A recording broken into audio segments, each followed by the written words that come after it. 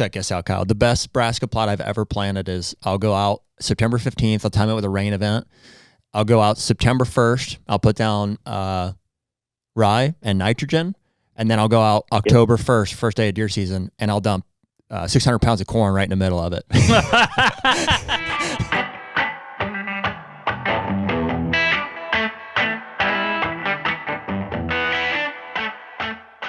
The HUNTR Podcast is brought to you by Hoyt.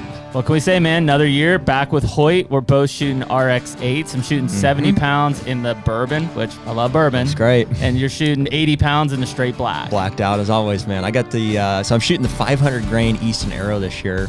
And at 80 pounds, I'm flinging that thing at like 300 feet per second. I mean, it's deadly. Put a water buffalo in front of me and he's done. I mean, we shot it earlier. You literally put an arrow through a brand new target, like never been shot before. I know. So one other thing that Hoyt is doing this year is they're making all their own strings in-house. And so the quality is top notch, and it just really is something that is setting them apart from their competitors. Well, what we always try to do when we go to our bow shop, Ultimate Outdoors, is we try to shoot other bows just to make sure that we are really giving everybody a fair chance. Sure. The reality is it's a no-brainer. Hoyt, it stands above all of them every single time. Definitely. And so right now you can use code HUNTR, HUNTR, for 20% off any apparel on the Hoyt website. And as always, get serious, get Hoyt.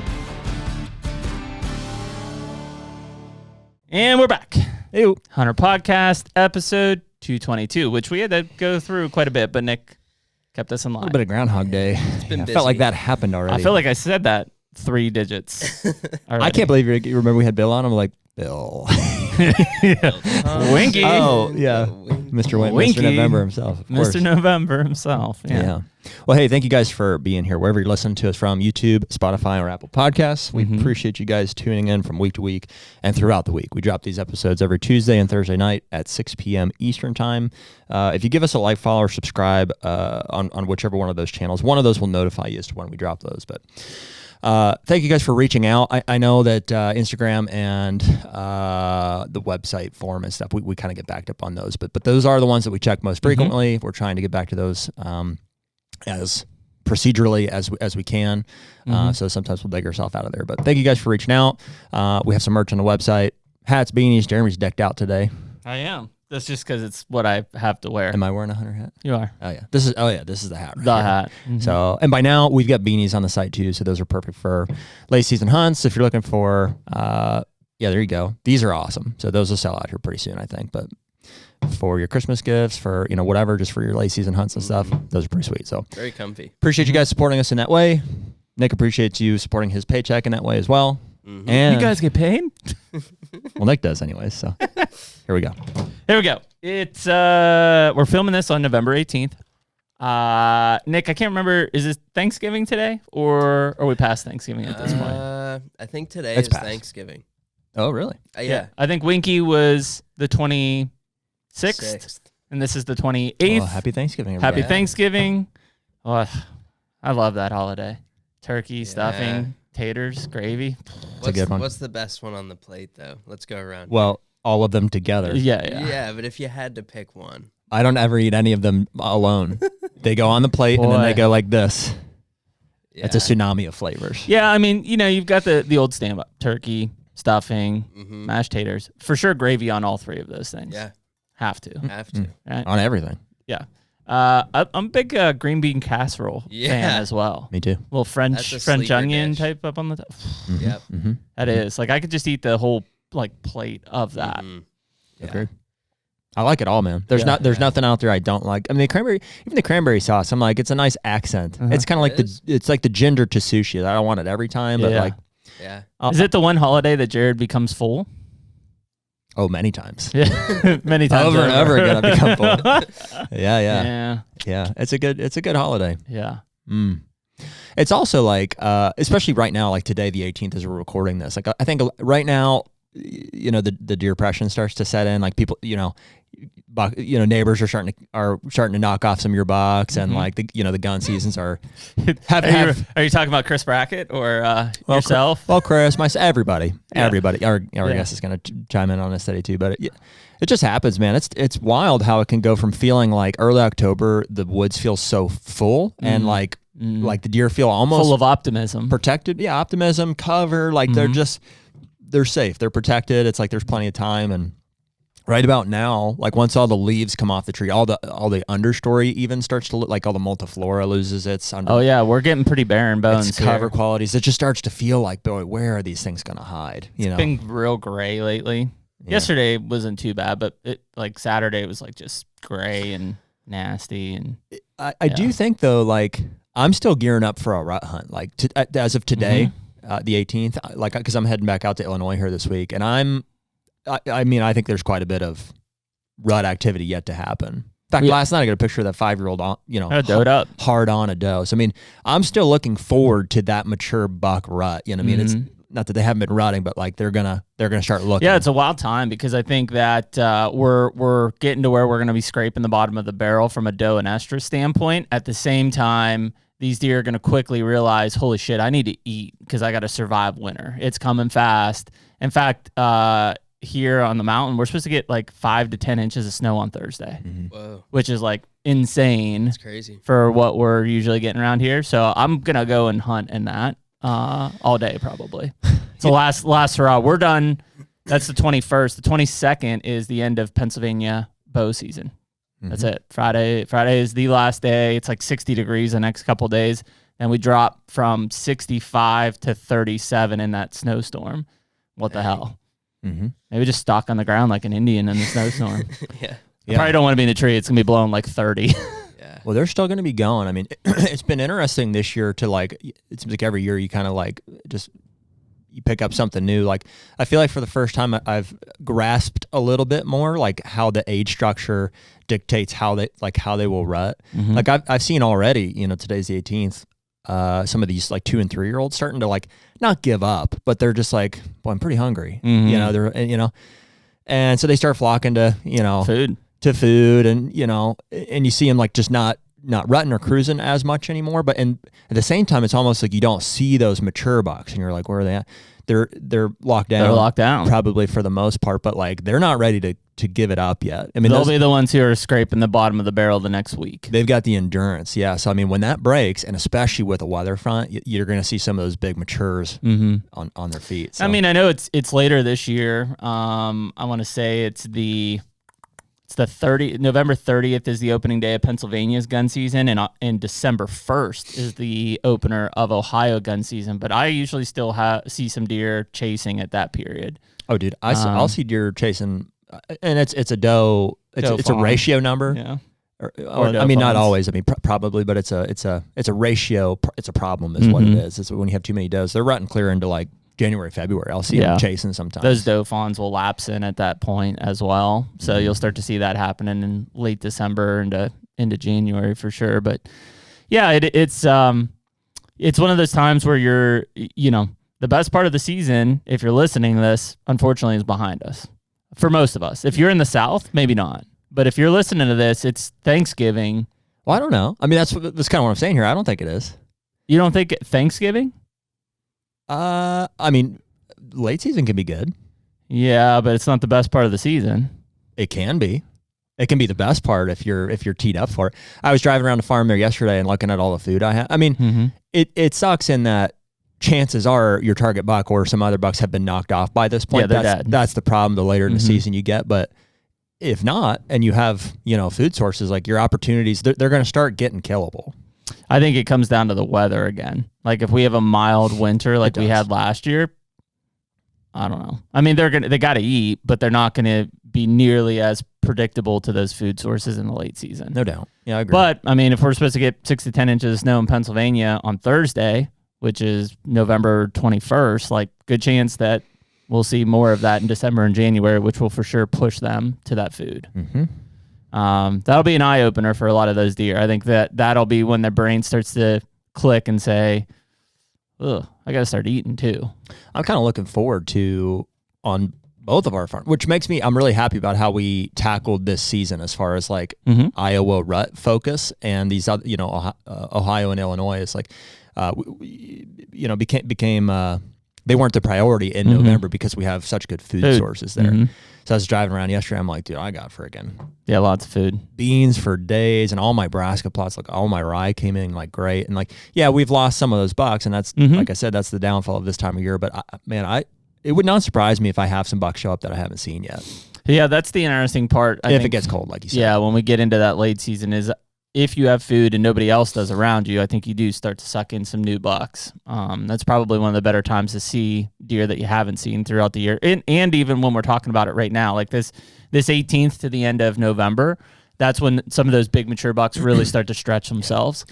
Yeah. So there's a good chance that, we're recording this on the 18th, but sometime between now and the end of November, we'll see some new bucks show up, at least one, because he's gonna stretch out of his range. In Illinois, I can almost guarantee it. Mm-hmm. We'll have another shooter, I bet, show up, at least one before it's all over here. Yep, I would agree. That main frame 11 looks good though. Yeah, he does. Looks real good. What do you think? 5-year-old? Mm-hmm. Yeah. Speaking of Illinois, our guest Kyle Harmon. Harmon, thank you. Yeah, very good. See? With Team Radical is with us today. So Kyle's from Illinois, and they've got not Ohio. Not Ohio. Contrary to Jared's belief. Well, he's hunted Ohio. I've been to the state of Ohio. He didn't have much good to say about it. Yeah. Which, coming from Illinois, I can understand. I mean, it's coming from a non-bait state to a bait state. Frankly, that is probably the biggest difference there. But yeah, we'll have a good conversation here. So, and you will recognize Kyle as well as, like, if you look back at the Team Radical stuff, some of the bucks they've killed over the years, and they've done a really nice job with production. The Uno buck is what a lot of people have probably seen. One of the more notable, probably. So, anyways, without further ado, all right, dude, appreciate you coming on, man. Kyle Harmon. Absolutely. Uh-oh. Thanks for having me. Yeah, dude. Holy cow! I didn't notice that giant over your left shoulder when we were talking earlier. Oh yeah, over there. Who's that?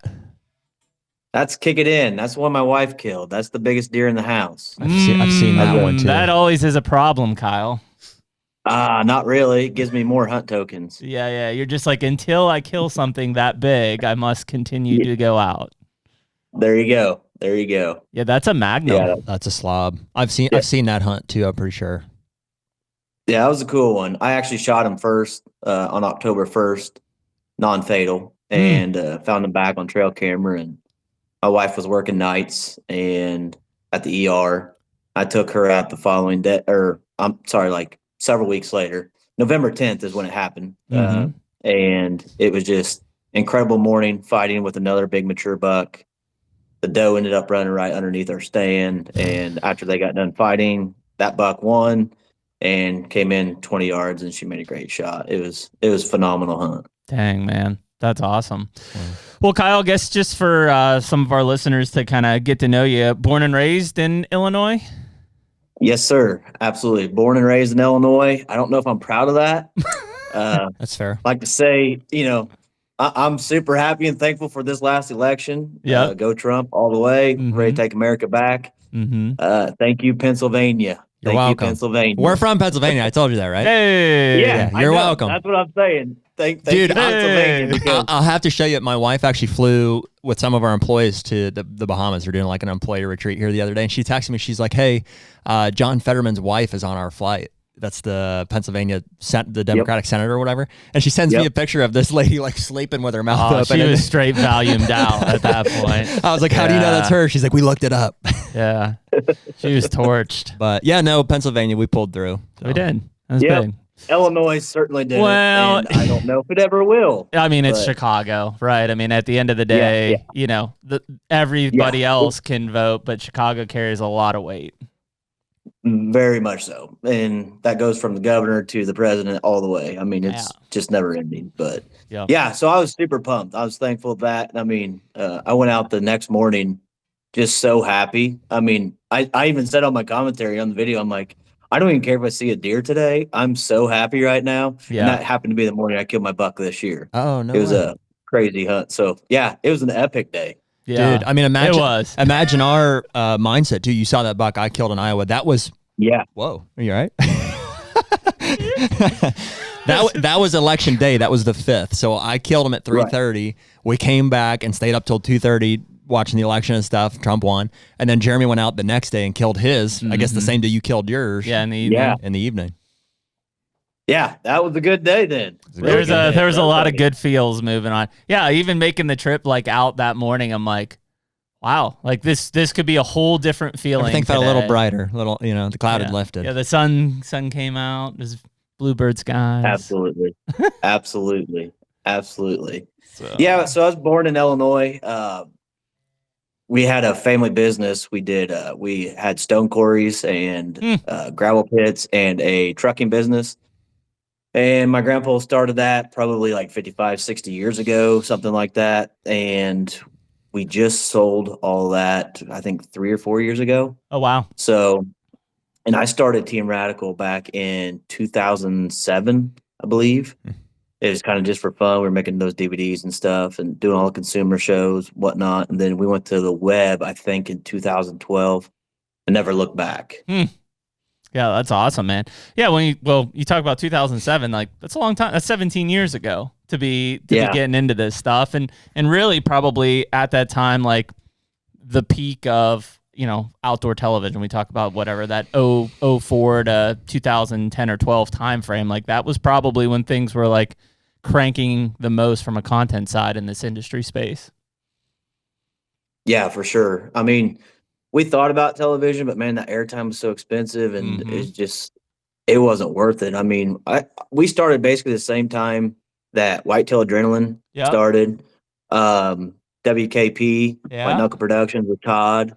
A lot of those guys we hung out with at the consumer shows all the time, and it was a lot of fun. But in today's age, there's no way I could do that now. I mean, it was young and not married, no kids, and you could go have a ball, but things change, and I am thankful that it did go to web. I think there's a lot more content out there that is better suited for people, and they can pick and choose what they want to watch just with a search button. I think that's awesome. Yeah, I think that that transition was tough for everybody in that space. That was like, okay, let's embrace this digital, let's embrace this web, because the industry mindset was, you pay for airtime, you've got a big cost investment into it, therefore, whatever, you're worth it. And it was such a weird time because I think most people failed to realize how valuable those early digital channels and content producers were, because they were so distracted by people paying $250,000 to be on the outdoor channel and stuff.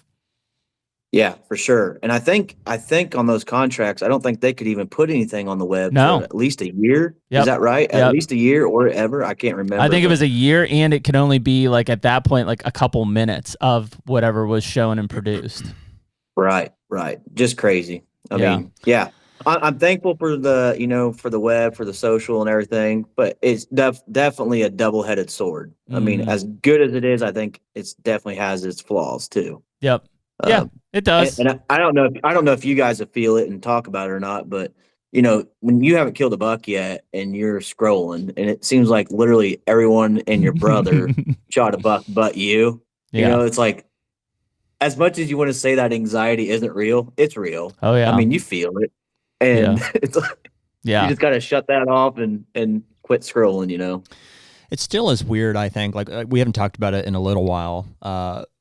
About the network shows versus like it's very bizarre. Like it's not a division thing as much as it is like just our generation, you guys and me, I assume, what I mean? It's like we get most of our, if we're watching any hunting content, which admittedly it's probably less than it was, back in the day when we were like really hungry for, to learn and stuff. Not that we aren't now, obviously, but we get our fill from, for Jeremy and I specifically from this and from just our connections and stuff.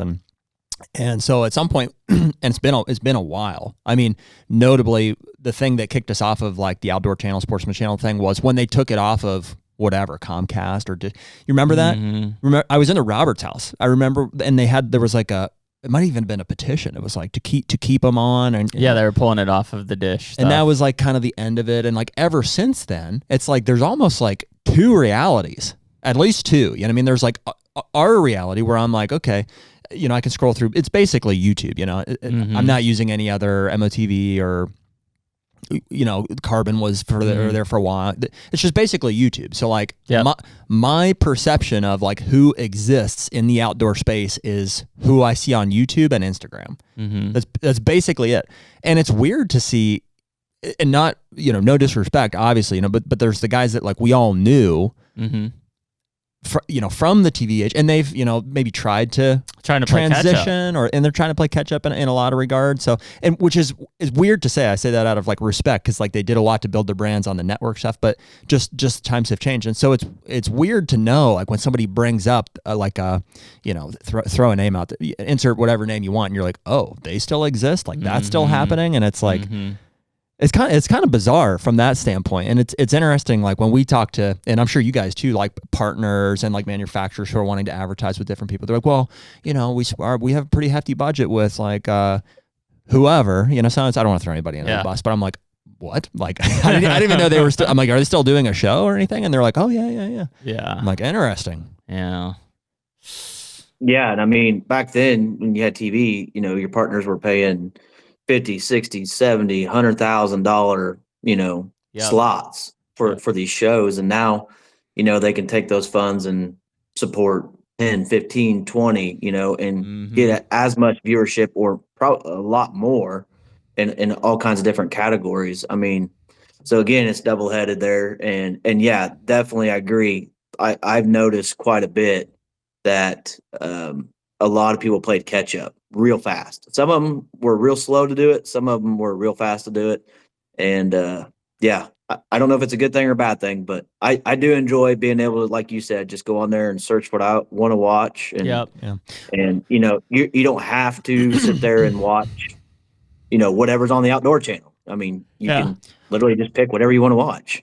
Well, it is what it is. It's not like I don't think anybody did anything wrong. It's just, the platforms evolved and eyeballs gravitated towards, ease of access, which is on the phone. And like, so they're not, I wouldn't call like Outdoor Channel like mainstream media necessarily, but like they experienced probably a lot of the same fall off that like those channels did. And it wasn't because of a distrust like it has been for like the news media.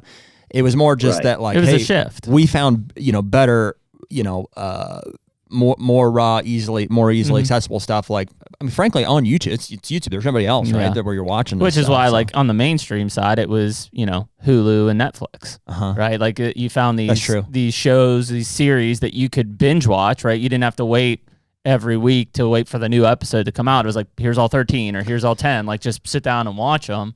And which probably is the only weird thing that that hunting has not made its way into that necessarily. Like, I guess maybe they have, but like a series drop. Like Meat Eater is the only thing that I think is on like a Netflix.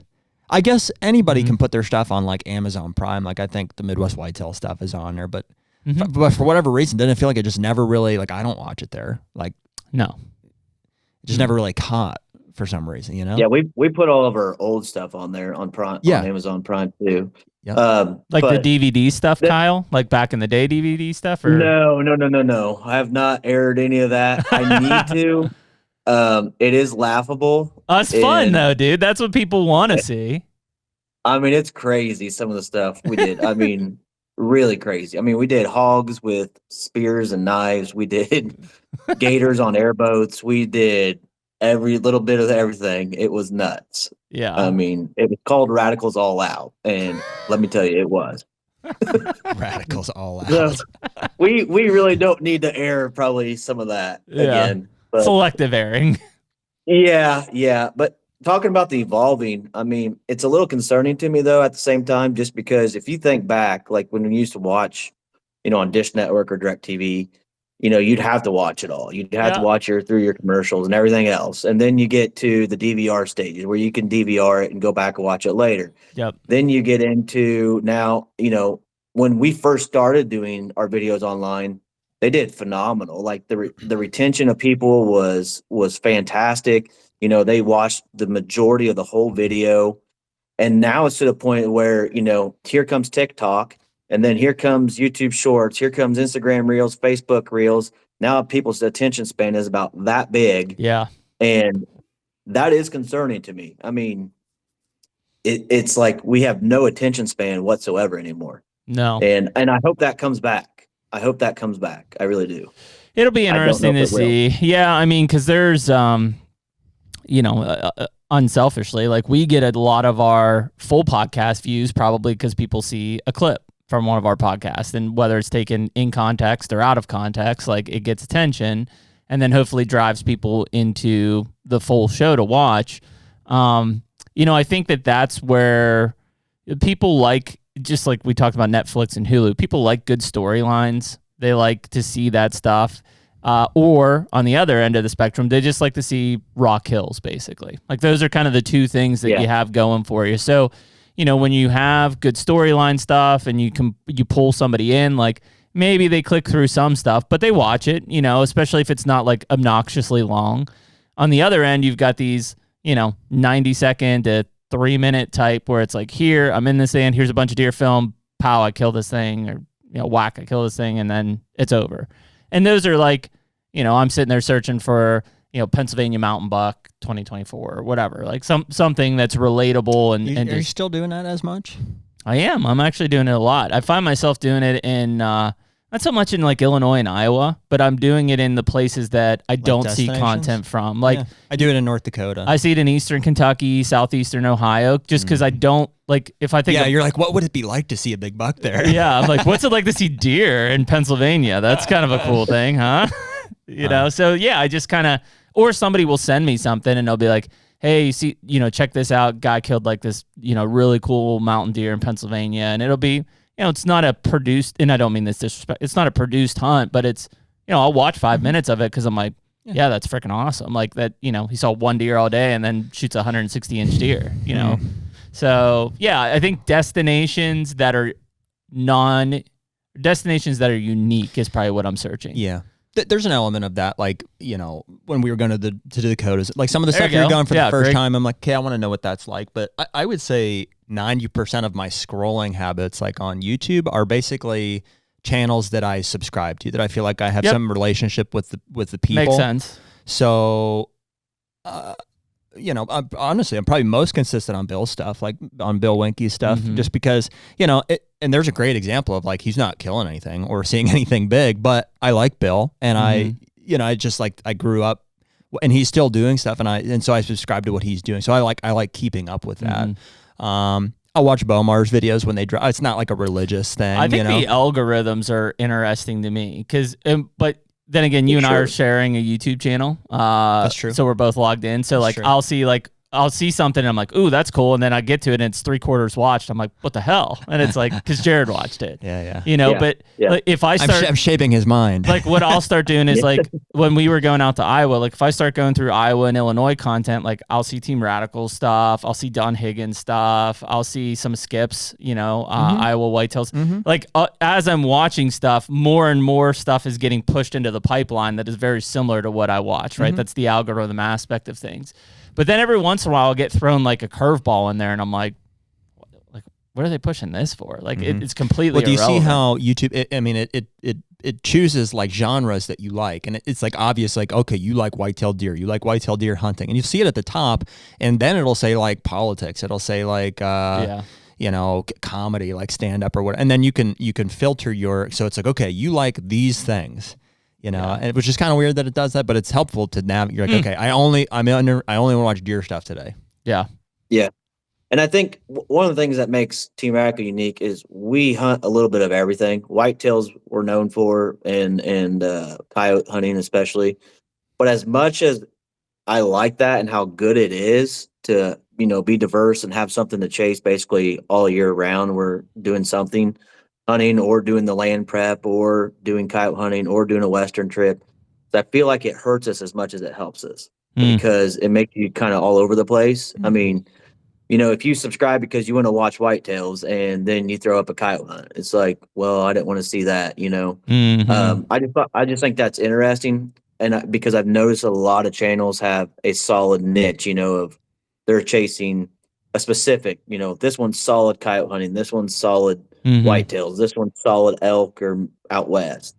That's been intriguing to me, and as good as it is, and I liked it that we do all that.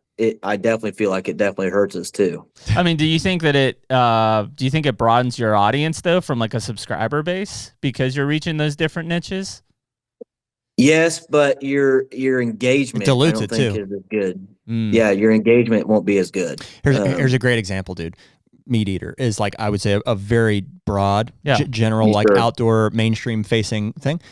nothing that they do appeals to me because I'm solely looking for whitetail bow hunting content, like in the Midwest and stuff. And so they do a great job with their content and stuff, and they touch on that, as part. They got Kenyon in there and stuff, but it's too diluted. I mean, the only two that I can definitively remember I watched is Ranella did a Kentucky elk hunt, which I was fascinated with, right? Because it's unique and it's different. And then he did a flintlock hunt in Pennsylvania. And like those were the two I watched because it was like, oh, that's as close to like I'm interested as possible. I don't know if there's a right place to insert this comment, but do you know what pisses me off more than anything is freaking fishing on the hunting channel. Like, what are we doing here, folks? Like, what are we doing here? Yeah, I get it. They're like, well, it's the outdoor channel. It's not and I'm like, no. Like, it's November. Like, it's November. I want to see bucks get shot. Yeah. Yeah, and trust me, that's crossed my mind too. Like, we've got ponds here and catch some huge fish, and it's summertime, there's nothing else going on. It's like, should I put that on there? I'm like, absolutely not. No.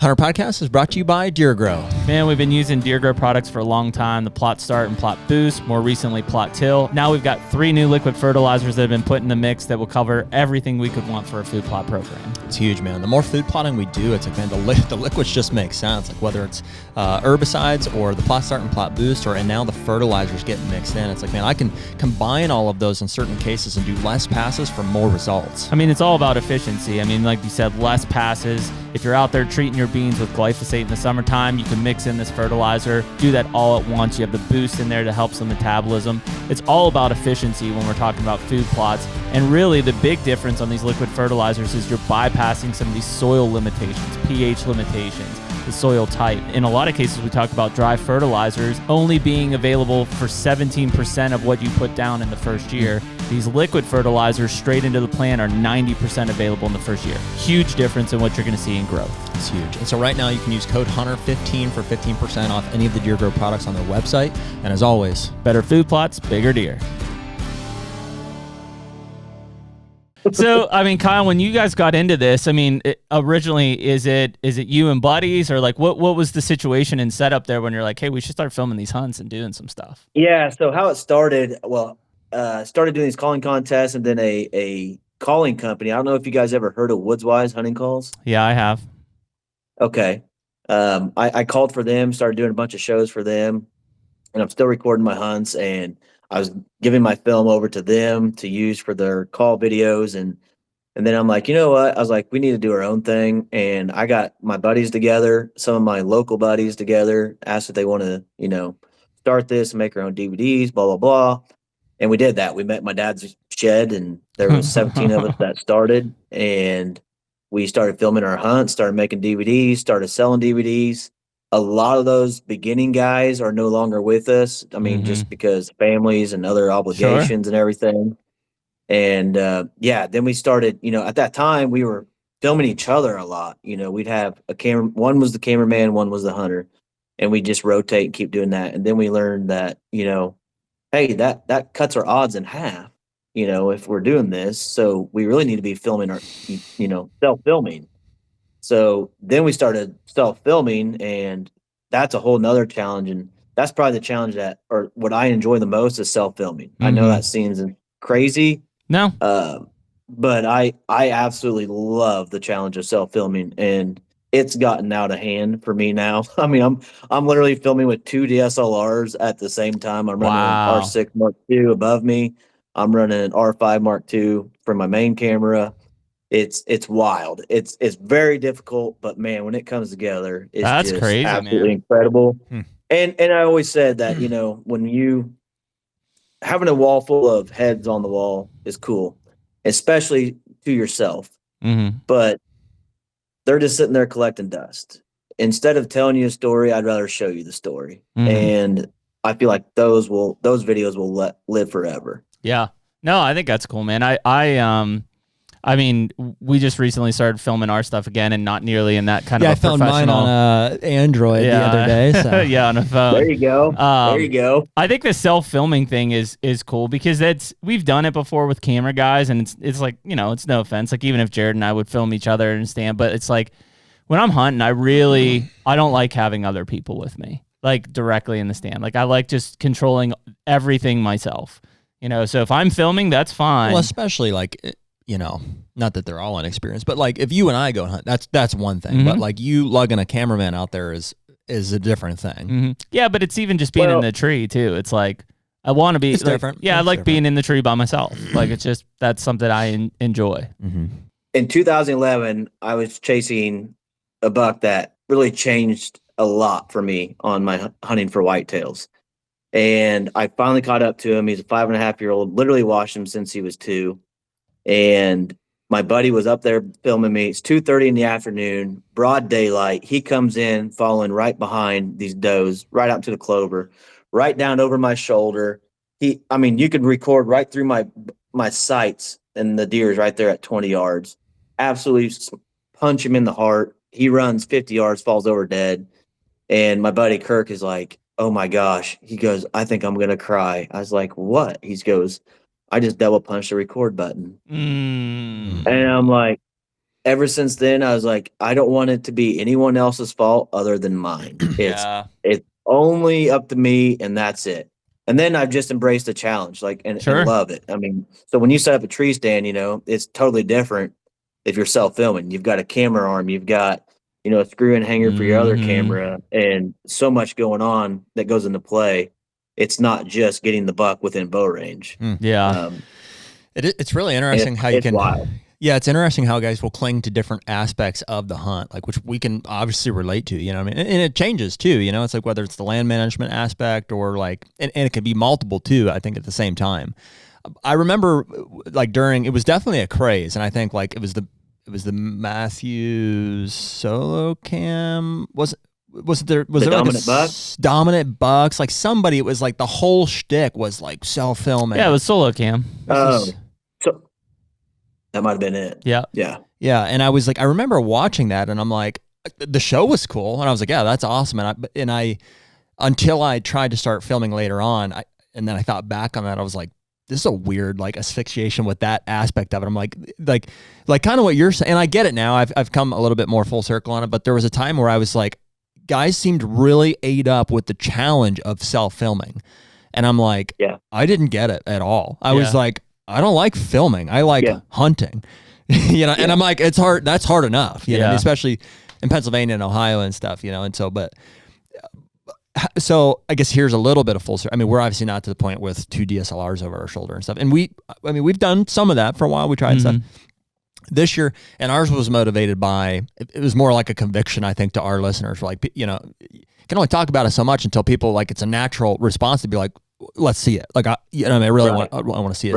Right. So that's what brought us, you know, to this point where we've brought our phones out and stuff. And like, so we're halfway through a season. Jeremy and I have both killed bucks. I'll say on film. You did. You killed one for sure on film. Ohio. And I don't feel like it's not, for the first time that I can remember, it's not taken away from it for me at all. No, I think it's been a cool aspect to it. I've enjoyed it. It's not like I'm like, oh, I love the process of like setting all my film. It's still a bit of a chore. Like there's a little bit extra work, but ours is so minimal. It's like I have a GoPro thing to screw into the thing, and I've got like a Lone Wolf custom gear arm that fits literally in my pocket. It's so small. And so it doesn't really impede on us at all. And it's not an extra camera. It's your phone. You got your phone on you anyways. And the actual filming is not that hard. Like on the phone, it's like I'm familiar with how my phone works. I'm familiar with how the arm works. Like it's not high quality either. It's not nearly the quality that you would get from a cameraman or from using a DSLR, but I don't know. That's kind of where we're at. And I mean, for me, it wasn't so much I enjoy the challenge. I love the challenge. I welcome it every year.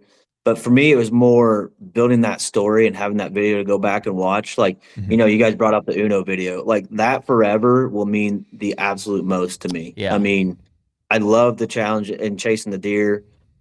Just the trials I went through, having 2 premature daughters and like just daggering, you know, like it's all on video. It's all there. And someday the girls get to watch that, you know, once a year, whenever they want to watch it, they can, you know, go back and watch that.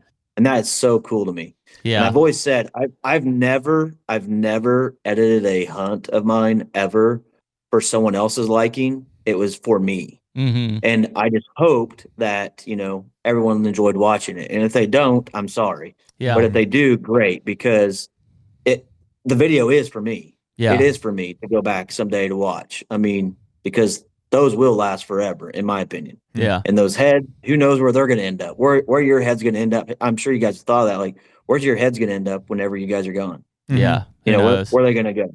I mean, are they going to be at the pawn shop? Which, if you're gone, who cares, right? But at the same time, it's like, yeah, what value are they holding? Right. I mean, if you know, your buddy comes down there and sees that deer, is he going to know that whole story and how special that deer truly was to you? They're probably not. Yeah, I mean, I don't know if they'll want to see it, but if my kids have kids someday and I'm off the face of the planet, they've got now 222 episodes to be like, that's what your grandpap was like, and they'll be like, shit. Yeah, exactly. They got a podcast. They can go back and listen to your podcast and hear everything. That's they're why like, I wasn't love your dad on a podcast? podcasts, too. They're I like, no. You know, watch out. Yeah, no, I absolutely love the podcast. And I love that you can, you know, we're talking about the attention span being so small. Yeah. On the video side. Well, what do we do a lot? We're driving all the time. So if you're driving all the time, you can listen to awesome podcasts. I don't really know anybody anymore that listens to the actual radio. I mean, do you guys? I don't. No. Seriously. I mean, if anything, I have Sirius and one of my trucks still on the whatever the open subscription was. Jeremy's truck, when it turns on, it defaults to the AM, and so we get brief five Nice. every time he turns it on, we get a 5-second segment of like still trying to figure that out. what's happening in the Pissing AM me world. off though. Yeah, I don't like it. It was funny though. I had I picked up I've got a 12 and an 8-year-old Kyle. I pick up my 12-year-old from middle school, and we're driving home on Friday, and he's like, I tried to watch HUNTR Podcast on my computer at school, and it said that 220 of the 235 videos are not available for children under 18. I'm like, yeah, there's a reason for that. Oh, interesting. Makes them not available. I think it's because we swear too much. Wow. Yeah. And it knows that? I think Nick marks them that way, that they're not available for No, kids. the only setting is it's not available. It's just that they're not made for them. Yeah, so maybe that's the restriction that the schools have on the school computer. Maybe. I mean, all I needed was for I don't him think to, we have 18 videos that are made for children. All I needed now. was for him to bring up the DeQuisto video in the middle of school. Yeah. Who's that? All the kids are like mouth open. That's my dad. Yeah. Oh, It's crazy. But yeah, I mean, I love it. I love that, you know, we'll always get to be able to go back and watch all this stuff. It seemed like, you know, well, that was the other thing about television is, you know, once it's gone, it's gone. You can't go back and rewatch it. Yeah. I mean, it's not there. And, you know, you can go back and watch or listen. And I love that aspect of it. I think that's kind of the weird thing for me is like, you know, so growing up, we did like our deer camps and stuff. And so I want to say from like sometime in like the late 80s, like 86 or 87, like my uncle started filming deer camp, you know, for the 3 or 4 days that we were there for the Pennsylvania gun season. And then sometime in like the mid 90s when I was like in 8th grade or 9th grade, I started filming stuff and like had it myself. And to your point, Kyle, like I think it's really cool going back and watching that stuff. At the same time, like we were clearly watching, you know, the Primos and the Realtree Outdoors and all that stuff, but it was more entertainment, right? Like one of them was meant for like, boy, like someday we're going to watch these back and be like, how cool was that 10 years ago or 20 years ago or 30 years ago? The other was like purely like aspirational, like, you know, we were guys hunting gun season in Pennsylvania and like here's, you know, whoever, David Blanton dropping a 170-incher in Iowa that's like, I didn't even know like that deer like that existed. So like it was this kind of weird like parallel where like you were capturing like essentially family moments, right? Or family experiences. Yeah. And on the other side, it was entertainment. And then somewhere along the lines, they're like now coming back, like they're crossing back over in kind of a weird way. Yeah, it's entertaining. And you were just talking about, you know, the family stuff. That's one of my favorite parts is taking my grandpa who just rudely interrupted ringing the doorbell 75 times. I like grandpa already. I take him hunting all the time. And if you've ever watched some videos with him in it, you're going to see he is a true character. But those are the memories like I absolutely love to make and be able to go back and relive those and watch those. I mean, like turkey season last year, he missed 3 times, couldn't shoot like several other birds. He can't hear in one ear.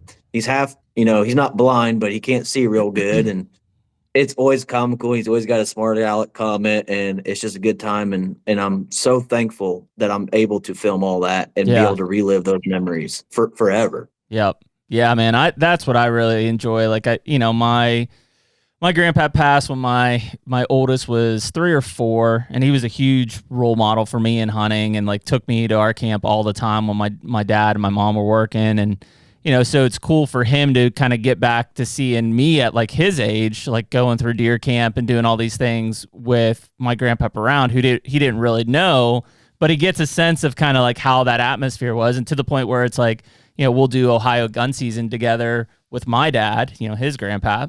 And he's looking forward to it. He'll be like, yeah, it's like, when you used to do deer camp. And it's like, cool. Yeah, this is exactly why we're doing this stuff. So, yeah, it's an interesting thing. What I do like about now, kind of bringing it back to where we all are at this point, is I think audiences listening to this and watching your stuff, I think they want to see that stuff. They want to see that kind of behind the scenes camp, camaraderie aspect, you and your grandpa turkey hunting. Like, it doesn't just need to be out there, killing 6 birds in, 24 hours and then moving to the next state. Like, they want that story and that camaraderie because they themselves either have that or miss that from a nostalgic feeling. Yeah, absolutely. Absolutely. And I mean, that's what I love about it. Yeah, there's lots there. I think there's like you said, the people that want that fix, they just want to see kill, kill, kill, kill. Yep. And I mean, you're going to have those people regardless. And then, like you said, you're going to have the people that actually want that feel good, storyline and can relate to. And yeah, it's just been a fun process. I just love the filming aspect of it and taking pictures. I mean, that's why I switched from a camcorder basically over to, shooting a DSLR is I could do both at the same time now. I mean, I can take pictures and videos, and I've got like 12 pictures here in the house printed that, I've taken pictures of over the years in the wild. And it's not just deer, it's everything, seeing quail, seeing pheasants, seeing all the critters. And, it's just, God's creation is absolutely incredible to me. Yeah.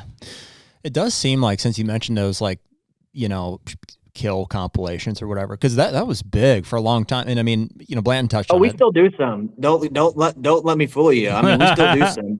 Jake just edited one up yesterday and posted it of all the doe dumplings or whatever. Right. So yeah, I mean, we still do some. I'm not gonna lie to you, like, absolutely. Yeah. But, well, what do you guys see as far as like viewership on those? Because I guess where I was going is they go insane. Yeah, they go high. Yep. That's probably your attention span stuff. Yeah.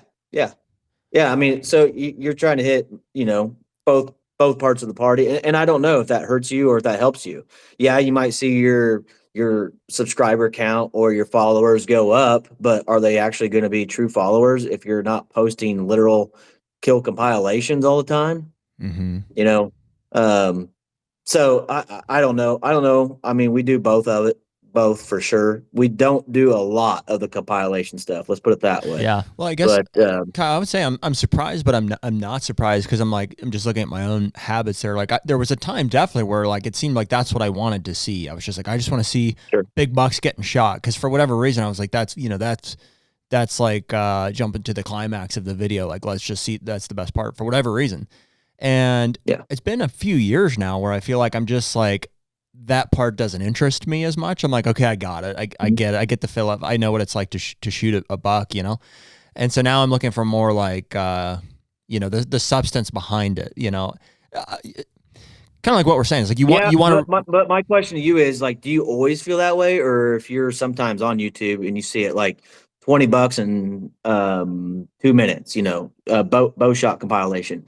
So from that aspect, I like to see the kill shots for sure, but I think also I'm watching like the deer's reaction to the arrow, where he hits the deer. Like, like I'm studying everything, not just, he shot a 170-inch buck, whatever. Right. And seeing their reaction. I mean, because that does get etched in your mind. Like, the reaction is entertaining. Yeah. I think if I don't generally, I want to say, and I don't know, hit me with like an A/B test and see what I would actually do in real life. But I think the algorithm probably doesn't serve me those anymore, because it just knows I don't click on them as much. I'm like, I've seen enough bucks get shot, I do like seeing the reactions. I'm intrigued, especially people that I know, or if the video is titled something like it's a kid's crazy reaction or whatever.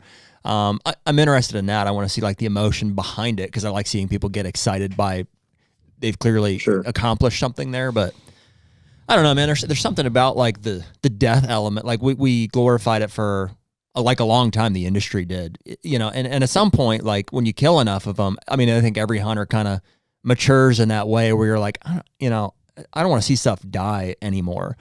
Not to the point where, you know, we're still hunting, like, and it's like it reaches a point there where like you know, Donnie Vincent said it really well. It's like, make no mistake about it, it's a blood sport. We're here to kill him. You know, that is the goal. That is the objective. It's not. I'm not one of those guys that's like, well, there he was, and he walked into 20 yards, and I just let him walk because I felt like I'd accomplished my goal. Like, that's bullshit. You have to kill him. Yeah. But there's a remorse that comes with it, and I'm like, absolutely. You know what I mean? It's like, as a teenager, I was like, I'd swerve to hit the chipmunks, you know, right? You know, and you reach a point there where you're like, you know, it almost kills me. Like I've ran over squirrels accidentally. I'm like, it kills me. And so I'm like, I just killed it, you know? And I'm like, it's kind of fun. That's just maturing, I think, as a hunter and as a person though. And I think that those kill shot compilation videos, they play to like the less mature hunter, right? If we're to obsess ourselves.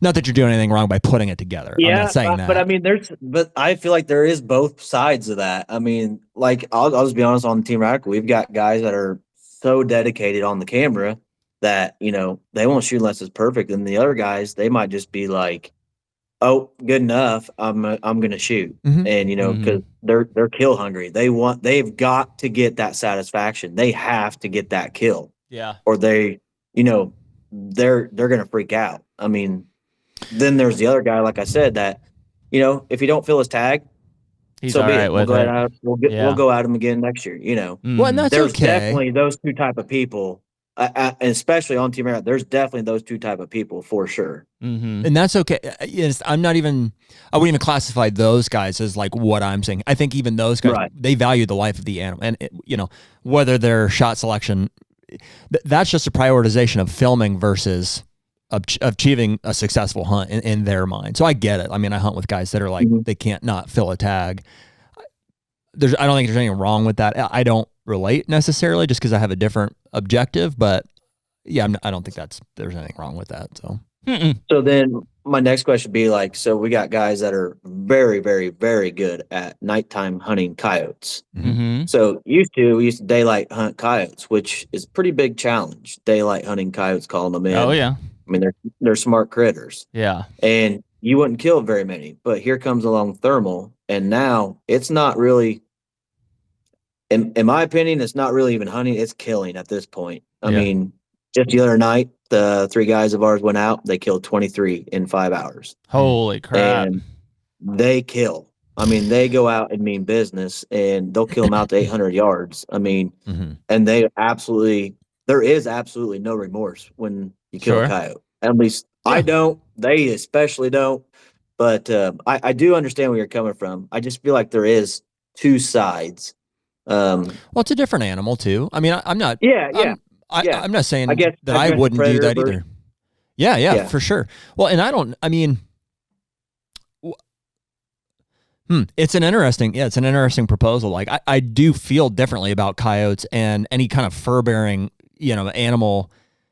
You know what I mean? It's like we've all been on a trap line. Like I grew up trapping, and it's like the way I would dispatch a possum is not the same way I would dispatch a mature buck. Like they're different animals. You know what I mean? And coyotes maybe land somewhere in the middle. It is a really interesting conversation because there's the way you feel about it, and that's one thing. And I'm not saying anybody should feel any certain way. But it's also a management and a conservation thing too.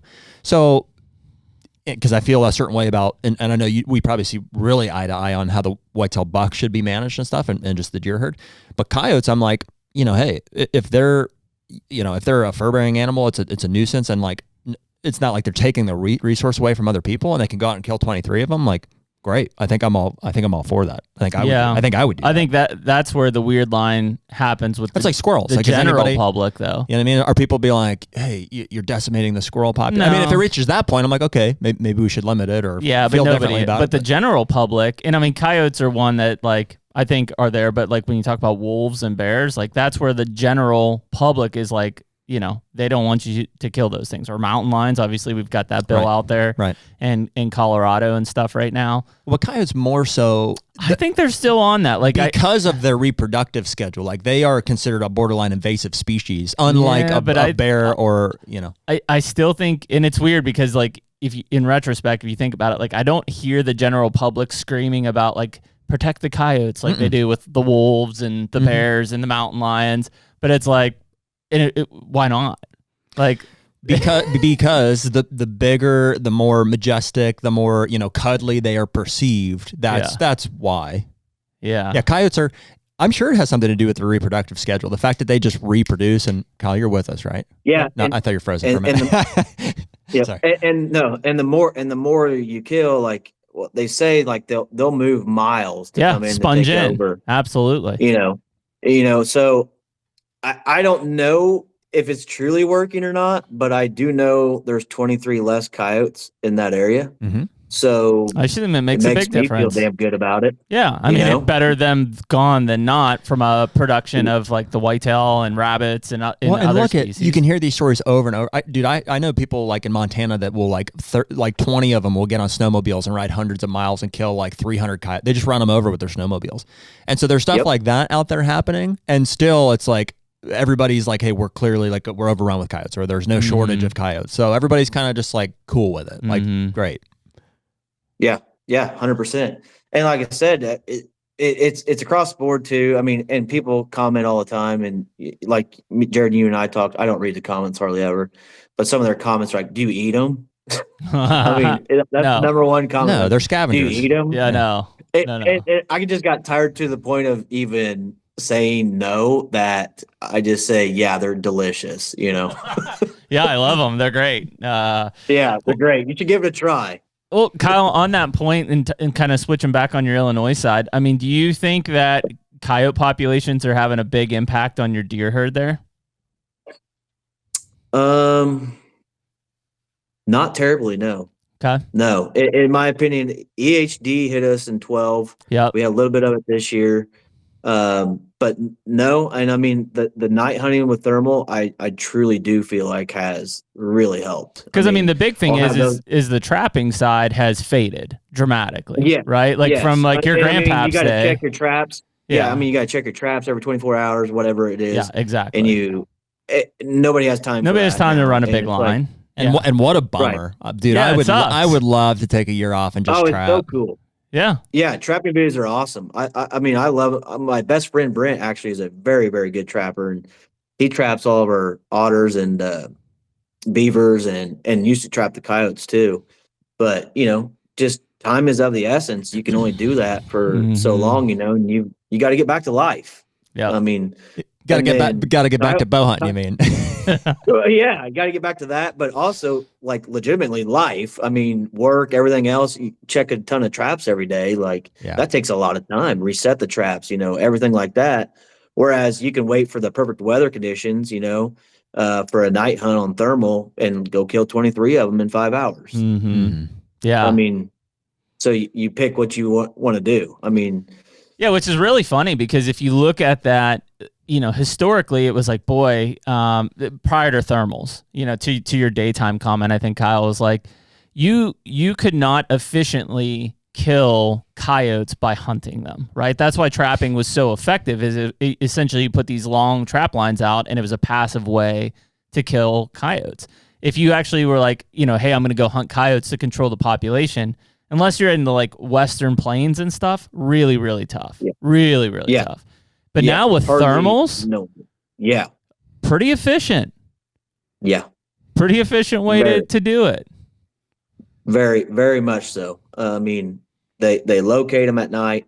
They find them and they'll go make their game plan and go set up shop and keep killing them. I mean, last year I went with them and filmed them. I posted that video actually, but we killed 7 of them in one sit. Wow. They literally just kept coming.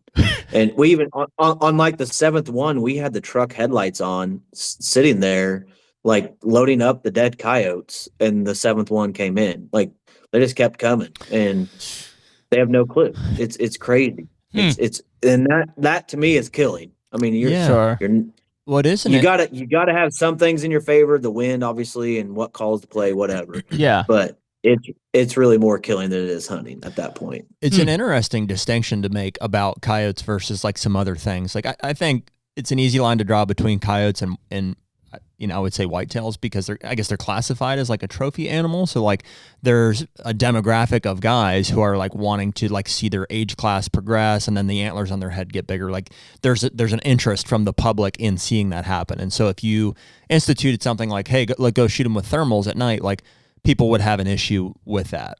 From the trophy hunting aspect, and also probably from maybe they get a little bit more like moral or what's the word, like respect, like it's a morality type of thing. For whatever reason, like the general public just feels different about deer than they do about coyotes.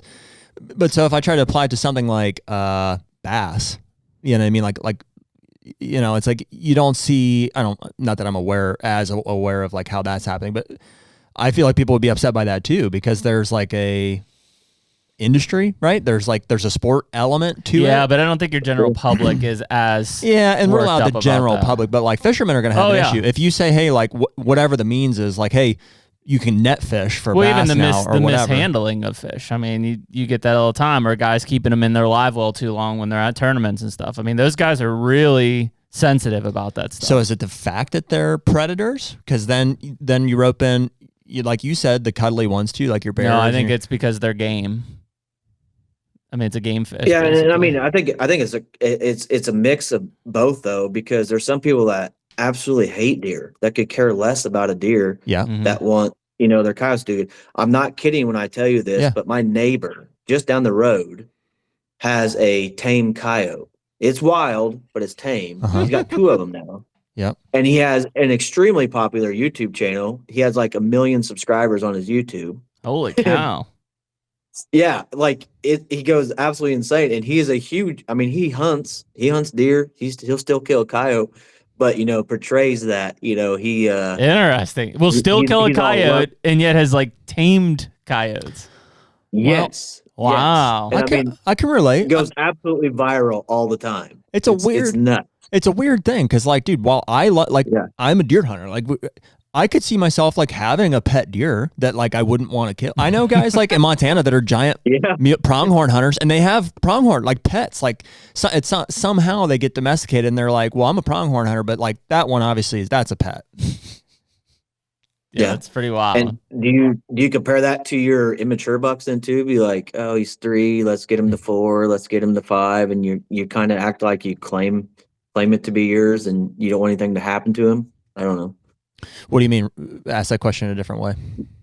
So you're saying like having a pet deer or whatever, you could see not wanting to shoot it, but you have that with immature bucks too. Like you got a 2 or 3 or 4-year-old and you don't want to shoot it. Don't want to shoot it. Yeah, but it's different. Yeah, no, it is different. I get it. But at the same time, do you kind of feel like it's my question is, do you kind of feel like it's yours, or you feel something attached to it if your neighbor kills it? There's an attachment for sure, but there's a very hard line, I feel, between something we feel as a pet and something we feel as game. Yes, I don't want the 2 and 3-year-olds on our property to get shot, but I don't feel like they're my pet, and I realize very much that they're not mine. Frankly, there's probably more of an attachment to the mature buck that's your number one target than there is the immature deer. Of like, if your neighbor shoots that deer, you're like, you're very vested in those. But it's deer. not because like, oh, they shot my pet. It's more like I really wanted to have that opportunity before they did. Mm-hmm. Right. Yeah, I wholeheartedly agree. I'm just saying that is an argument that I hear a lot of people that, on the internet is like, oh, it's your pet deer. It's a high fence deer, blah, blah, blah. And it's not true at all, but just coming from their aspect, I guess, which doesn't really make sense to me either. Well, it's just like when they call them farm deer because you have a farm and you plant food plots or whatever. It's like, yes, it is a farm deer. Funny. Like, I don't know. What do you want me to say? Like, what do you want me to say? It lives on a farm. Yes. The HUNTR Podcast is brought to you by Lone Wolf Custom Gear. Man, Jared, we are tree stand fanatics, and I think the one thing that we have learned over all these years is to kill big bucks, we got to be mobile. We've been hunting out of Lone Wolves for many years, the original Lone Wolf, and then obviously with the custom gear stuff, we're using the 0.5 and the 0.75. Yeah. And the one thing that we talked about is like, what if there were no cables? here we are. I really just don't know how you can beat it, frankly. But, a lot of that came too from a relationship that we've built with the DeQuistos. We've had both Cody and Andre on the podcast a few times. The passion for hunting, the outlook on the sport and stuff, I think is eye to eye with how we look at it. Everything that has gone into building this brand and to building these tree stands is something that we want to be a part of. This is the 40th anniversary of these guys creating tree stands that have been critical to how we hunt whitetail deer today. If you look over the past, you'll see Andre's designs being implemented across so many stands over the years. Such a cool thing, but really has changed the way that we all hunt whitetail deer from above now. Right now, you can use code HUNTR, HUNTR, to get 7% off anything on the entire website. Be the lone wolf.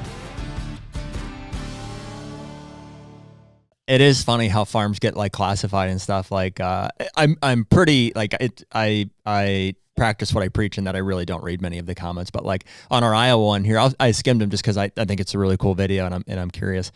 And I see some comments about like they'll say things like, "Was this farm optimized for the rut?" And there were a few backhanded. And some other ones be alluding to the fact that like, oh, of course you did. And Kyle actually has more experience with this because, and I don't know if we can talk about this or not, but two of your buddies actually manage some of the farms for Josh. So like, okay. Kyle gets it. And like, the reality is like Josh never hunted that farm. I was gonna say there were some backhanded like Greg guided hunt type thing. Yeah, exactly. Like, whoa, okay. Exactly. Okay. Like what are we classifying as that? And it's just funny how that stigma gets put on certain properties or how certain hunts unfolded just because of like whose name is attached to it. They assume that because like I killed that buck on Josh Bomar's farm that I went into like his most manicured part and like he's got 50 trail camera pictures of the thing a day and like the reality is it couldn't have been really any more opposite of that. It's just the fact that he owned it within the first, 6 months or whatever. We all looked at that as like, this is the spot on this wind that we should be in. Oh yeah. So, and I don't need to prove that to anybody, but like, it's funny how people, they pounce. Oh yeah. Yeah. And I mean, I get it a lot too. I'm not going to lie. Like most of this land that I'm hunting on is my grandfather's. He worked his ass off for it. Mm-hmm. Almost went broke starting the companies, and it was a family business. We were all there. And if you've never been part of a family business, if you want to judge it, take a try at it and see how it is, because it's not easy. It's not easy at all. Yeah. And, I'm so thankful and grateful for the opportunity. And I guess my question back is, what would you do if you're in that situation? I mean, would you just say, no, I'm not hunting it because my grandpa owns it? And, no. It's easy for the people who don't have it to say that. Right. Should I not take care of this property because he owns it? Am I supposed to have some type of ego trip to satisfy you? Like, I don't get it. I hunt for myself. I kill the deer that I want to kill, and it's not for anybody else but me. Yeah. And setting up a property is like, I was telling Jared, that I enjoy that truly as much as I do hunting. Absolutely. If not more, truthfully. Just seeing all the wildlife thrive and being able to spend time with my grandpa doing all those things too. I mean, I cherish those moments. Even times that, we're yelling back and forth at each other, or he screws something up, breaks the tractor, whatever, those are the memories that I'll really remember. Yeah. And setting up those properties and doing food plots. And you mentioned earlier, Don Higgins, Jared, he actually lives pretty close to me here. I can be over there in about 15, 20 minutes. And, I grew up that my family were definitely weekend warrior hunters. Absolutely nothing more than that. And we did not go more than just on shotgun seasons. And maybe every once in a while I'll get tagged along to go on a bow hunt. That was it. And, I was looking for direction on someone locally that was good at hunting. And I found Don, and I found his books. And that was about the time right after that when I started Team Radical. And really looked to those books, got me started. A lot of those mistakes I was making, I found out what I was doing wrong by reading those books, but just constantly evolving. I love the part of evolving and to keep learning and trying out new stuff. I don't know what you guys think is a really cool new item that you think is a game changer in the hunting world. But one thing I've discovered this year, which has been a huge game changer, which I wish I had years ago, is image stabilized binoculars. Oh yeah, preaching to the choir, brother. Welcome to the club, brother. I mean, I'm telling you, that is life changing. Wild, man. Yeah, dude. I'll never own another pair that's not. Yeah, I'll never own another pair that's not image stabilized binos ever. Next is your rangefinder. Yeah. Yeah. Once you For figure sure. that out, it's like everything has to be stabilized. Yeah. Yeah. Dude, they're Yeah. nuts. I mean, that's how we hunted North Dakota. I mean, we essentially didn't even take a spotting scope with us. We just took those. Mm-hmm. Yeah. And do you think it's possible on spotters that it'll come on spotters? Maybe they already do. I don't know. Fill me if There's I'm no wrong. point. Yeah. I mean, the whole purpose of a spotter is like to. I mean, there's still, like, as you're zooming in, there's still some vibration there and some movement as you're trying Right. to position. Like, maybe, I don't know. I mean, it seems like something, I don't know which ones you have. Jared and I have the Canons. So, Well, no. I mean, why would you need a single though? You can my put a question tripod is, on like, those the bigger binos. power. oh yeah. You're gonna have a lot more power, right, in your spotters Yeah, you're going to be able to reach out a than lot you will in more. your binos. Yeah, So that's why I'm curious. Like, a lot can you more. stabilize that a little bit more? Like, I mean, 3 times the when range. you're that far zoomed out, especially out west. I mean, when you're that far zoomed out there, and you just even the wind. I mean, Yeah. just a little bit of Just wind vibration bouncing. when you're that far is just vibrating your image so bad that It'd be you can't nice. really. I guess I Yeah, don't see I why think it'd be not. cool. I mean, they probably exist. I don't know if Yeah, they do yeah. exist or if people are. Is anybody in the hunting industry making stabilized binoculars now? What do you mean? 6 hour. SIG is? Yeah. Okay. And I'm wanting to try Alpen also. Yeah, I know Did you guys Alpen. hear about Alpen? They went under and then came back, and now they're back. Huh. Never That's heard crazy. Yeah, I know Alpen. Alpen? Yeah, Yeah, ALPEN. Alpen Optics. I used to run them for a long time, honestly. They have good glass. But yeah, Yeah. I've got the six hour, I think 16 by 40 something, I think, but Mhm. game changer, absolute game changer. Yeah, dude. Yeah, we have the And Canons. I just bring that back to that hunt this year when those 2 bucks were fighting, and I could tell they were big, in my binos, and just looking at them through the binos and then flipping it over to the on-off switch to on. Done It's just deal. like, holy cow!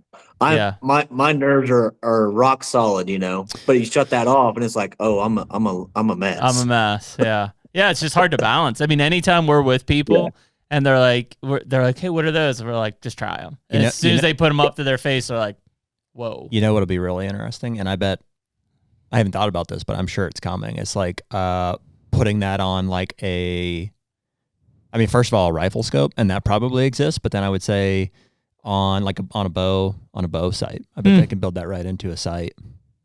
Probably. Like on a digital site, like a Garmin type thing. Yeah. Well, they have like magnifiers already that can go like in your peep and stuff. Mm-hmm. I'm sure at Yep. some point they'll get technology that will build that into like it stops it. Yeah. There you go.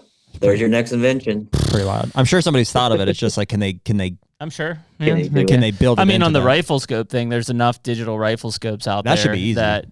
It probably is. If it's not soon, I would say that technology is in there. Even SIG, if they've got it in binos. What other recent technology have we been? That's a big one. I mean, dude, frankly, like those Lone Wolf custom gear stands make every other tree stand look like a piece of shit. Yeah. That like we used to like run and gun with like Muddies. Yeah, muddies, big games. Run down the list. Your River's Edge, like even the original Lone Wolves. And those were innovative when they first came out. And then like to the point where we are now, I'm like, oh, like everything. How did we ever do Just it how it without packs. these? Yeah. That's a big one. Cell cams are still the biggest. Yep. For the last 5-6 years. Yeah. Massive. Nothing else has touched it. Yeah. Agreed. Another big double-headed sword. Cell cameras. Huge. Oh, they drive me absolutely insane. I love them. Yep. I use the Blackgates. They work fantastic. I love them, but man, do I hate them because they just make your anxiety go. That's through it, the roof. man. And it's always like, at least for me, it's like, don't rely on your trail cameras, on your cell cameras, especially on where you're going to hunt, blah, blah, blah. It's hard to do, though, when you're getting pictures. It's so hard to do. It's like, he just daylighted right there. I think I know where he's going to go, blah, blah, blah, and I'm going to run out there, Yeah, or So, he didn't 9 times daylight, out- and you're like, well, I was going to go, but maybe I won't go. Here's an interesting proposal for both of you guys. I think, like for a long time, we were like, hey, let's use them like healthily. And it's like, so that means pulling away from them and like, okay, hey, we realize the cell cams don't get everything. Let's just hunt how we feel like we should hunt. I would argue that like statistically, if you hunted solely by your cell cameras, you would prevail. Sure. Do you know what I mean? Like Absolutely. You'll prevail. Yeah. if you hunting strictly on cell cameras only, you'll prevail. Yeah. I'm not saying it won't be as enjoyable of an experience, and it'll be kind of a different thing. But I do think if you hunt solely off of cell cam, if you have enough cameras, I think, yeah, they kill deer.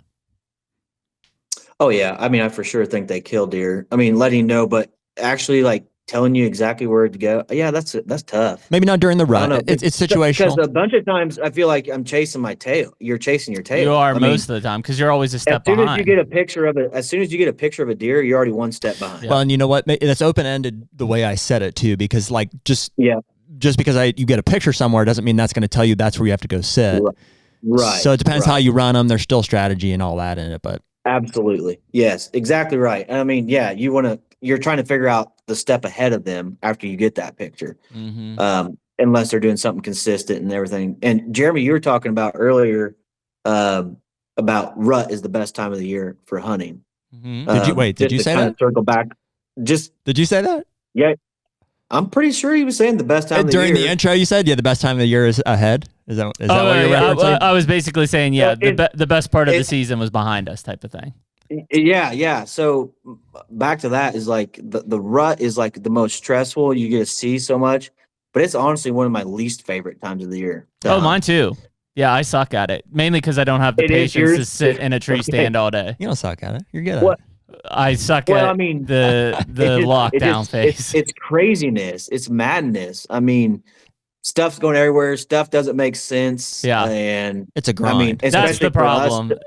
Trying to self-film and they come busting, barreling in. I mean, it makes our job like 10 times more difficult during the rut versus like a late season or early season, if we get all those patterns and get them figured out. But once the rut hits, it's just like a bomb goes off. And then not to mention, you might do all that work all leading up to season long. And, you got the deer there, you've kept all the pressure off, but your neighbor, who's been, the old fence setter. Shooting guns for 2 weeks, 3 weeks, whatever, been riding four-wheelers, having parties and everything like that, and then come rut, that deer, that you had right there, just like, I'm going to follow that doe right over there. He goes out first day, first week, whatever, and shoots it. So yeah, that tends to be how it works. That's why one of the big reasons I hate the rut. Yeah. Well, how would you describe this person? Like the justice seems like the person that puts the most work in should kill the deer. Logic, which is where the rut, it has no logic. There is no logic, and it just doesn't happen that way. Like nature and the deer, it doesn't work that way. It's just whoever it walks in front of, that's who kills it. So, and that's a little. Some of the biggest record bucks in the world were killed by the randoms. weekend warriors that on the deer drive, or Well, that's the consistency thing. It's like People will kill big bucks. Killing big bucks consistently is very hard. Wasn't it this one? Correct. The number one in the world. Wasn't that killed on a gun drive just by Milo's? Yeah, the Milo Hansen buck. Yeah, he's just like one of the guys in the drive, and I think somebody else shot at it and missed, and then he killed it. Oh man, isn't that wild? Nuts, like mega giants. That is nuts. Yeah, I mean it's weird to see. In the same part, like we talk about pressure, and it's like, boy, I don't know. In some of these places, I don't know how any of these deer survive. Like any of these big bucks, I'm just like, how the hell did he make it through? Like there's people everywhere, and he's gonna have to move. Like unless he's purely doing it under the cover of darkness, which in some cases still doesn't protect his ass, depending on where you're at. Like I don't know how he survives. Yeah, for sure. And right now you're hoping and praying like all the 2 and 3, 4-year-olds that you're getting on camera just go complete nocturnal or don't show up. Just dig a hole. It's weird, I don't man. know what I don't know what your guys' season's coming up or what you're doing, but our firearm season starts. No, we're coming out. Jared's I'm heading out Wednesday. I'll be there with you. You're heading out Wednesday. Okay. Because then Friday it starts first firearm season here in Illinois, which it's a week behind what it typically is in the years past. Yep. So I'm really curious on what that's going to look like. However, when you say behind, Kyle, you mean a week later? A week later, yes. I'm sorry. Yeah, a week later. It's a week later this year than normal. And I'm curious how that's going to shape out, but I do know the weather is going to be Banging. absolutely perfect. Yeah. Like It's too good. good. Murderous, you might say. It's going to be. I don't think it's going to do anything. I guess it's going to be just as bad. Well, what will be interesting is last year we had that front come through. We hunted opening what were day. the dates? What was the date last year? 15th, 16th, something around there. Really? Yeah. And this is the What? latest it'll ever be because of the way that it sets up. Why did we hunt Kansas so early? Because of the way that it's set up. It was the earliest we would ever hunt Kansas last year. Huh. Yep. Because of the way that Thanksgiving fell. Okay. Thanksgiving fell super early last year. It's as late as it'll ever be. I mean, am I wrong to think they're going to still be rutting like this on a I don't think so. I think it's still weather front related. Yeah. No, Yeah, I think agree so. with you. Yeah, I think they I will agree. be transitioned into food as well. Like it'll be teetering right on that edge of like, and this cold snap might be the thing that kicks them in the ass to say, hey, you better start eating. So let me ask both of you guys this, and I asked you the other day, but I'll take Kyle's opinion. Kyle, go. Am I an idiot for? I'm hunting the fronts and the fronts alone, and I'm bow hunting. Like I don't, have a particular interest in gun hunting, but like it just so happens this year that front is falling exactly on the day before and the day of the opener of gun season. So I'm coming out with my bow and I'm going to hunt like I would hunt the front, but we have neighboring pressure. I mean, a fair amount of it. And I'm wondering if that's a mistake to hunt the same way or if I should adjust my tact. You know what I mean? For instance, like I would go consider trying to hunt that, whatever. The Lower fence gap. Like closer to the property line. Like Death Row, and even that stand that the Osage, right? For that deer that's over there, the 11. Mm-hmm. But I'm like, I fully expect the neighbors to be right there banging away, and I'm like, is that a mistake? Is that I can see a situation where I get an arrow in that thing coming at me and then it runs right across and then they shoot it 4 times. Very possible. And I'm like, do I go and try to retrieve it at that point? Like yell over to them like, hey, I shot that thing first. Can I come get it? I would. They're like, we shot it more than you did. They probably will miss, first off. They did last year at least, or they put one in the guts last year.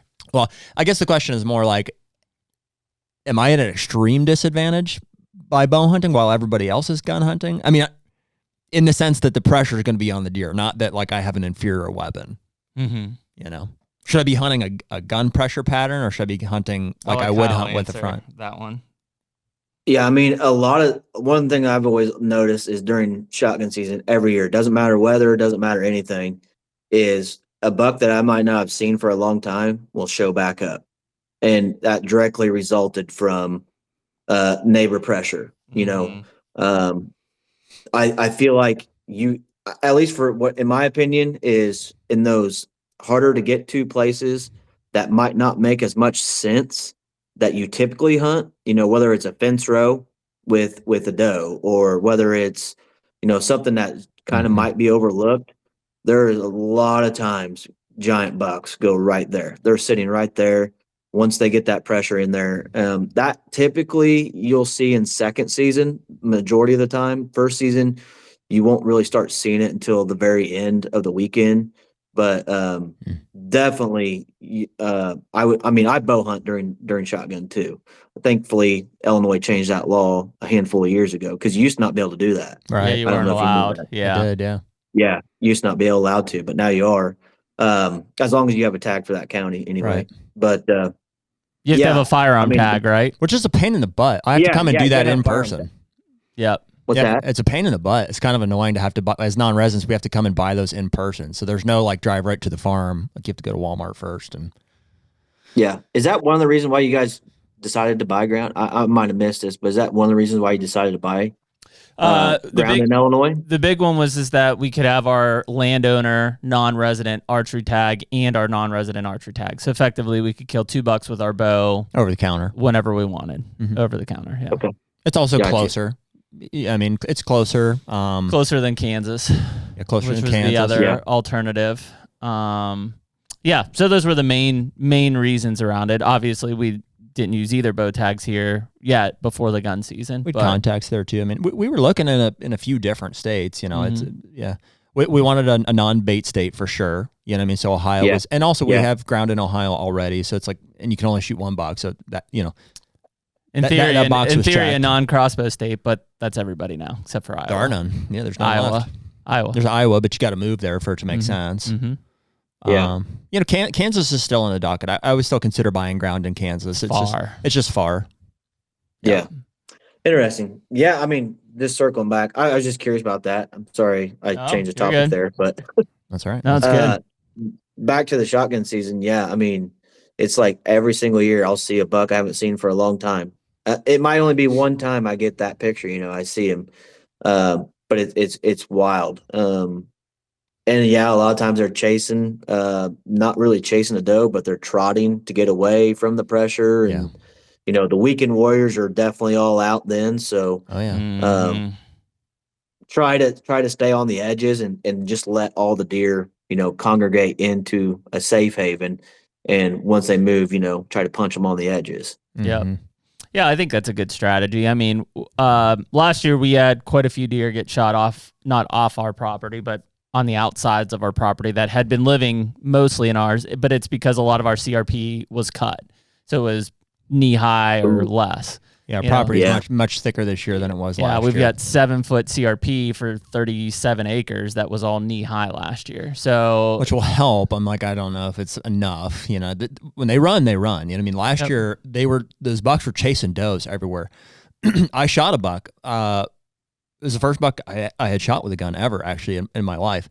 My dad was in the stand with me, and it was running does. It was like a 6.5-year-old buck, and I shot it right after. There was like a 160s 4-year-old doing the same thing, running does friggin' all over the place, and I passed him 2 or 3 times, and then he ran right across the fence, and I watched the neighbor shoot at him 3 times. And so like it was a wild morning. Yeah, it was like a war zone. Just a curious thought on that. Just thinking about what you said there, I've always wondered, even if you're getting towards the latter part of that rut, and say, right now, I'm noticing a lot of bucks are still doing the lockdown. They're still, they're starting to move slower. Even the smaller bucks are doing kind of the same thing right now. But once shotgun season hits, it seems like it just goes straight chaos. And I'm wondering does that pressure push the deer, to move quicker to find, possibly, while I'm trying to get away from the pressure, there's a hot female right there that I haven't got to take a sniff of yet. And next thing you know, you just got straight chaos happening. Kind of never really even thought about that till I think it probably is a big factor because you ended up seeing like 20-some deer that morning. Our experience is limited too. I mean, frankly, we've only experienced one gun season in Illinois and last year, and it was like a perfect cold front. It was like kind of just like this year. So it wasn't. And it was November 15th or 16th. It was super early. Surprisingly. Yeah. I mean, I wasn't surprised by the amount of rutting activity, but it definitely was. It was stirred up, throughout the morning by the gun pressure. So I'm like, I don't know. Like, it'll take us a few more years under our belt to see if how it really affects it. But I mean that late cold front in November after they've been locked down and you have like a high pressure or a low pressure system for a while, I do think that puts those big ones, into a tizzy. Mm-hmm. Yeah, for sure. Yeah, for sure. Yeah, I love late season. I mean, I'm made up with it just because most people are done and got to myself and get to start seeing the deer get back on patterns. And it's fun trying to trick that many eyeballs, nose, and ears too. It is not easy. My buck last year was December 26th, the day after Christmas. Wow. And we had a big cold front hit, and there's 35 deer standing out in front of me when I came to full draw. It was epic though. I mean, I loved it. And yeah, you can actually pattern the deer again and get your bearings back. And like I said, most people are done, and that's when I love to go. And try not to burn myself out during the rut. Yeah. That's one thing I don't think so many people don't talk about. So many people get burnt out in the rut, and they lose their mental focus. And in my opinion, over 90% of you killing a big buck consistently is mental. Yeah. It's being mentally sharp and not making mistakes. Those little bitty mistakes are the mistakes that will cost you that opportunity. And when you get burnt out, I know so many guys sit all day, all day. I'm going to be the first to tell you, I bet I've only done less than 5 full all-day sits in my entire life. Yeah, me and you both, brother. I don't plan on changing that ever. Same. ever. Same. There's no way. I'm just not doing it. Period. I don't care if the best time someone tells me is 11 to 1. I'm not sitting all day. And I've had success by just being mentally sharp. You know, if I need a couple days off, take a couple days off and you know, regroup, get mentally sharp again, start thinking about wind directions, a rut funnel, et cetera, and capitalize. I think the key to that not relaxation, but that ability to back off and throttle down is knowing that you've got a chance in the late season, whether that's because of food or the property you're hunting. Like we've got Illinois. My Kentucky place this year has a ton of food on it. I just need cold weather to drive them in. If I'm talking about Pennsylvania, like I'm going to be hunting in a blizzard on Thursday because bow season ends Friday, and I might never see any of these deer again because there is no food. Like I'm on a mountain. I feel well, and I don't think you don't want to overlook that late rut though. You kind of briefly touched on it earlier, and I've seen a lot of the biggest bucks in that late December time frame, dogging those fawns. Yeah, doe fawns. Those doe fawns, and I mean, I'm not a big caller guy, and I think Jeremy, you talked about you love calling. I do. I love it. I've called in some very, very big deer at the end of December, nose to the ground, looking for that fawn. Yeah, I think that is definitely overlooked, and it's a very small window. It seems like it's not very long at all. But if you're in there and you got the weather, and those fawns start coming in, it's unbelievable. And let's be honest, which deer is the dumbest deer to hunt? It's a fawn. Oh yeah. I mean, you can sometimes walk to a tree stand, they won't even get up. You know. So if you can get one of those fawns to bring by Mr. Big Boy, you're going to be in business. They're usually some of the earliest into the food too in that late season as well, because they're just stupid. Sure. They're just you know, it's 2 hours before dark, and they're like, okay, I'm hungry, I'm gonna go out. Dude, and that's it. Nature's brutal, man. Imagine just a bunch of mature bucks just like. You've all seen it, you know what I mean? They're all chasing this little innocent fawn around. She's like, what's happening? What is happening? This is not good. Yeah. Looks like you could eat them. And the other thing you're talking about is the late season food. And you were talking about, you know, not getting cold enough to really utilize. It's one of the reasons why I switched so much to so many greens now. I mean, I primarily love my greens over beans and even corn. Interesting. I've had, on average, I've done a survey. I did a survey type deal for like 5 years where I averaged all my trail camera pictures in daylight of mature bucks. And on average, I had more mature bucks in daylight in greens throughout an entire season than I did any other beans or corn. And I've got them all on the properties. And I'm just telling you that the greens, especially with these last few years with these abnormally warmer temperatures, they absolutely just bomb it. I mean, that buck I just told you I killed on December 26th was in that harvest salad green plot, cereal grains and Austrian winter peas. There was over 35 deer out there a night, every single night. Wow. For weeks on end. It's just warm. And another key time on greens, my absolute favorite is if you, like, we got this cold weather coming right now. If you get those 35, 45, 50, something lower temperature days like coming up here, and then you get a day right after that hits like 60 or 65, let's say, my greens absolutely explode with deer. It's truly unbelievable. Like the uptick just, it doesn't matter. Wind, nothing.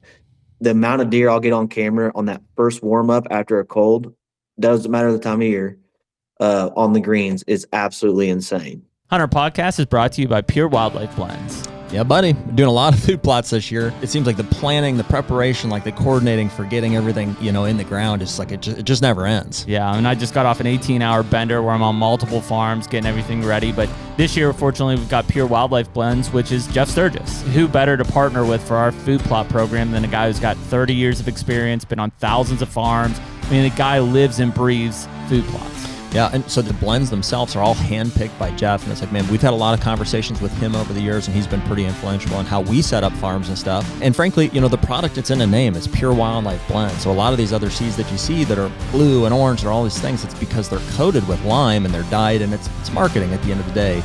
So we have a lot of confidence in the seeds that Jeff has chose, and that's what we're going to be planting this year. And so right now, you can use code HUNTR10 for 10% off anything on the website. So if you're looking for switch, clover, brassica, or Jeff's favorite, layer in the rye. Layer in the rye. Yep, check out purewildlifeblends.com. Yeah, I think that's a big one because, and I don't know, I'm pretty inexperienced on the late season food front, mainly because most of my properties don't have that ability to do it. But last year I had a ton of corn and they didn't touch it till like February, March. I found a bunch of sheds in it, but like I didn't see shit through most of the season. This year I'm primarily beans, and I had really good action on those beans while they were green early in the season in Kentucky in September. But I don't know. I haven't really paid attention to it here recently. Doesn't seem like they're back on them yet. You might be surprised by this because of the dry September that we had. My brassicas look better than I can ever remember. Really? Ever. So, I mean, this will be my first year. We have more food on the Ohio farm probably than I ever have. So I'll have a good chance, I think, to survey what Kyle is observing there. Yeah, because most of the time our brassicas are done. They get crushed. It's just hard to. And see, it's just the opposite here. Like, you couldn't pay me to plant a brassica or a turnip again. Like, interesting. Deer here, they do not touch them. It took 3 years before I had deer actually, which they say they acquire the taste. They started slowly hitting them, but cereal grains and clover, that's straight fire here. I mean, that's where it's on fire. So I stopped completely doing brassicas and turnips. Now, like you guys saying you're getting deer hammering them, I didn't. I mean, I tried and just wasn't getting it. Well, at home. And even guys at home, and even guys on the team is the same way. Like, some guys are saying the same thing I'm saying. Some of the other guys are saying, no, they're bombing it, I mean, that big brassica plot in the bottom is getting hammered. I saw that the other day. Yes, but I mean, and the bucks are it's definitely a social hub. Like, they'll pop out in there, the bucks are cruising it. Does will be in there. I mean, we see them eating and stuff, but this is our first year with it, and obviously, and also we overseeded the crap out of it accidentally, and so like they didn't get a chance to fully mature. Right. Not spaced out enough. Yeah. So I don't know. Yeah, and clover is like probably my favorite, if I had to say, if I have a favorite, just because of the fail proof of it. Oh yeah. You come in late February, you do a frost seed, and it's not going to fail as long as you maintain it right, correctly, and don't burn it up, and mow it when it shouldn't be mowed, when it's too hot, no rain in the forecast. Like this year, Jared, you were just talking about earlier about the drought we had. Fall plots, we didn't know if they were going to come through. I mean, luckily we had warm enough weather long enough that they pulled through October. Yep. But the year prior to that is like, it was scary. Like, you work up the ground, you plant a fall plot, it's all eggs in that basket, and it fails. Yeah. You're shit out of luck. Yeah. That's it.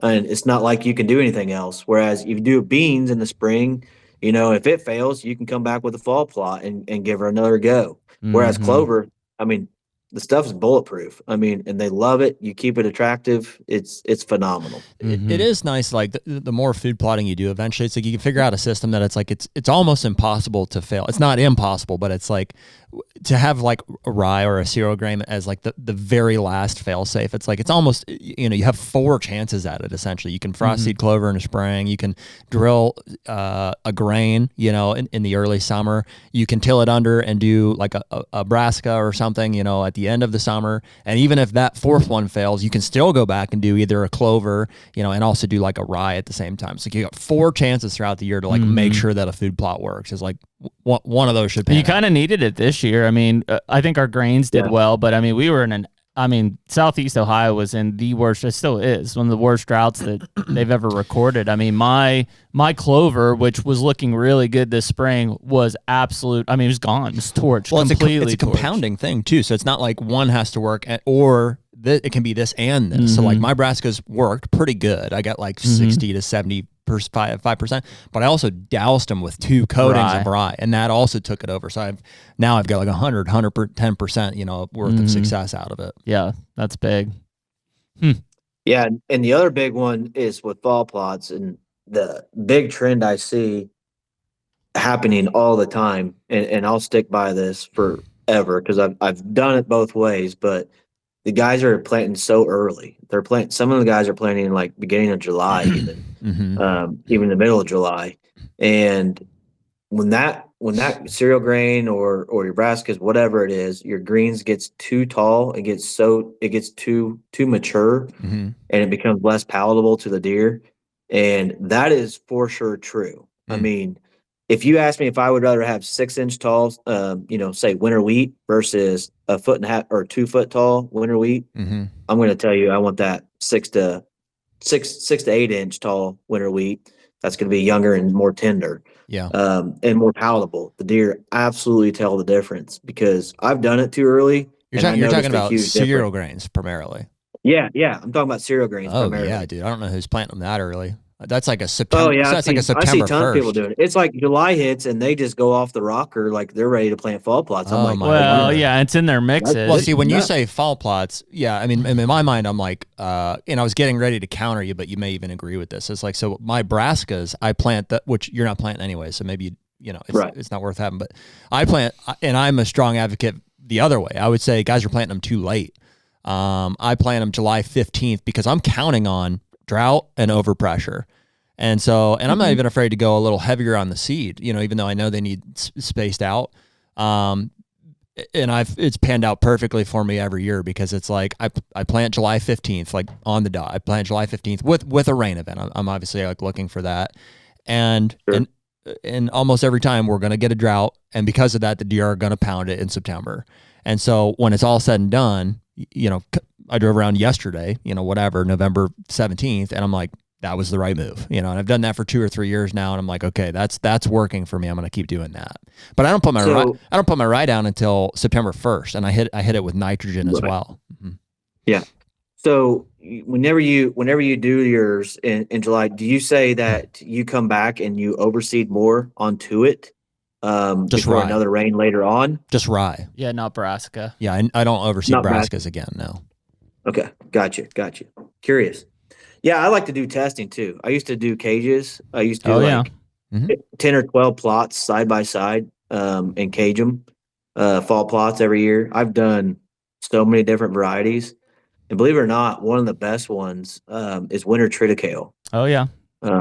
It has really good coverage, and the deer absolutely love it, and it stays green longer than anything else I've ever planted. It does phenomenal. Check this out, Kyle. The best brassica plot I've ever planted is I'll go out September 15th. I'll time it with a rain event. I'll go out September 1st. I'll put down rye and nitrogen. And then I'll go out October 1st, first day of deer season, and I'll dump 600 pounds of corn right in the middle of it.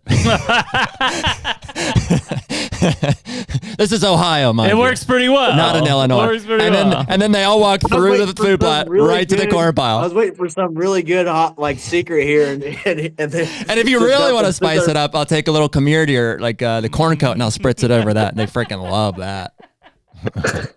That's the best food plot I've ever planted.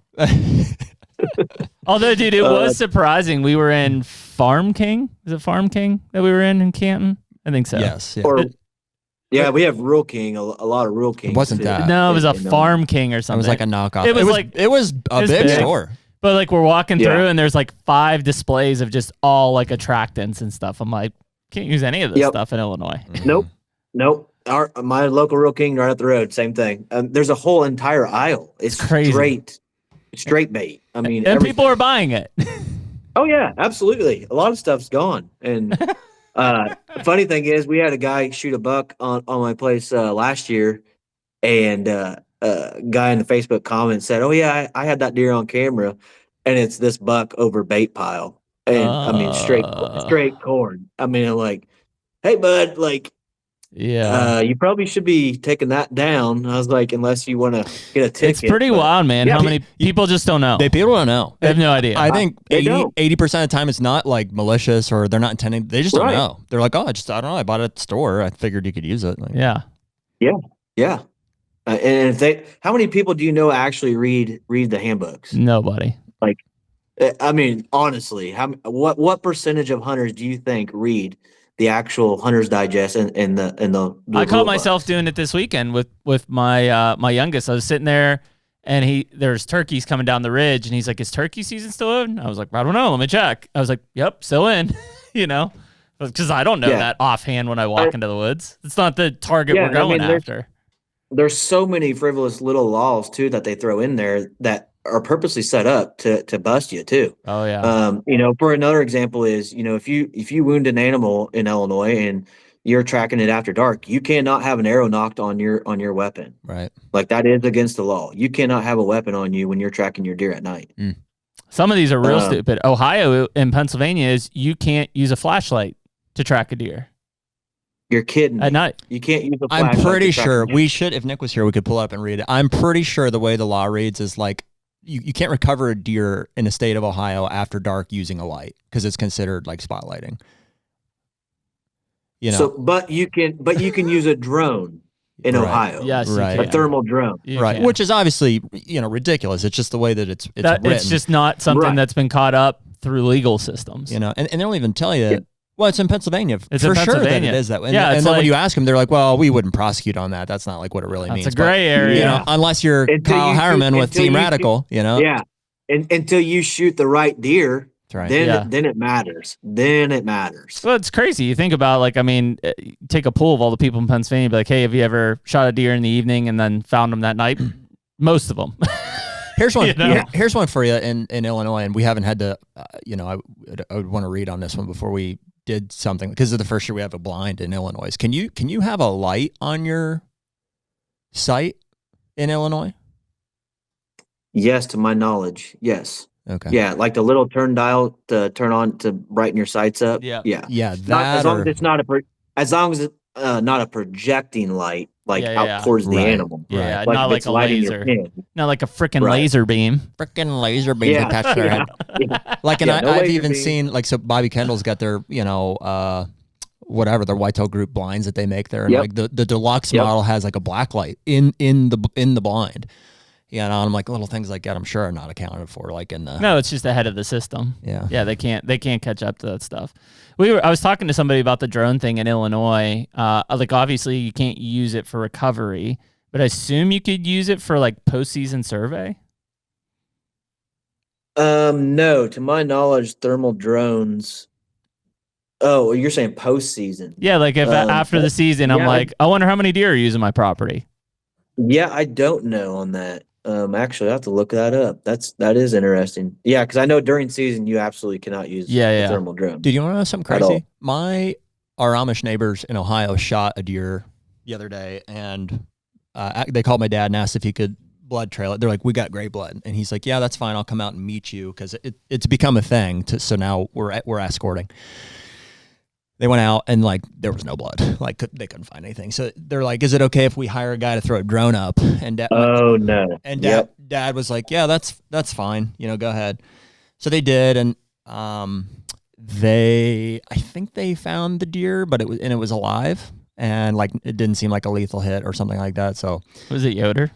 Yeah, they brought Yoder out. Yeah, does that narrow it down for you? No.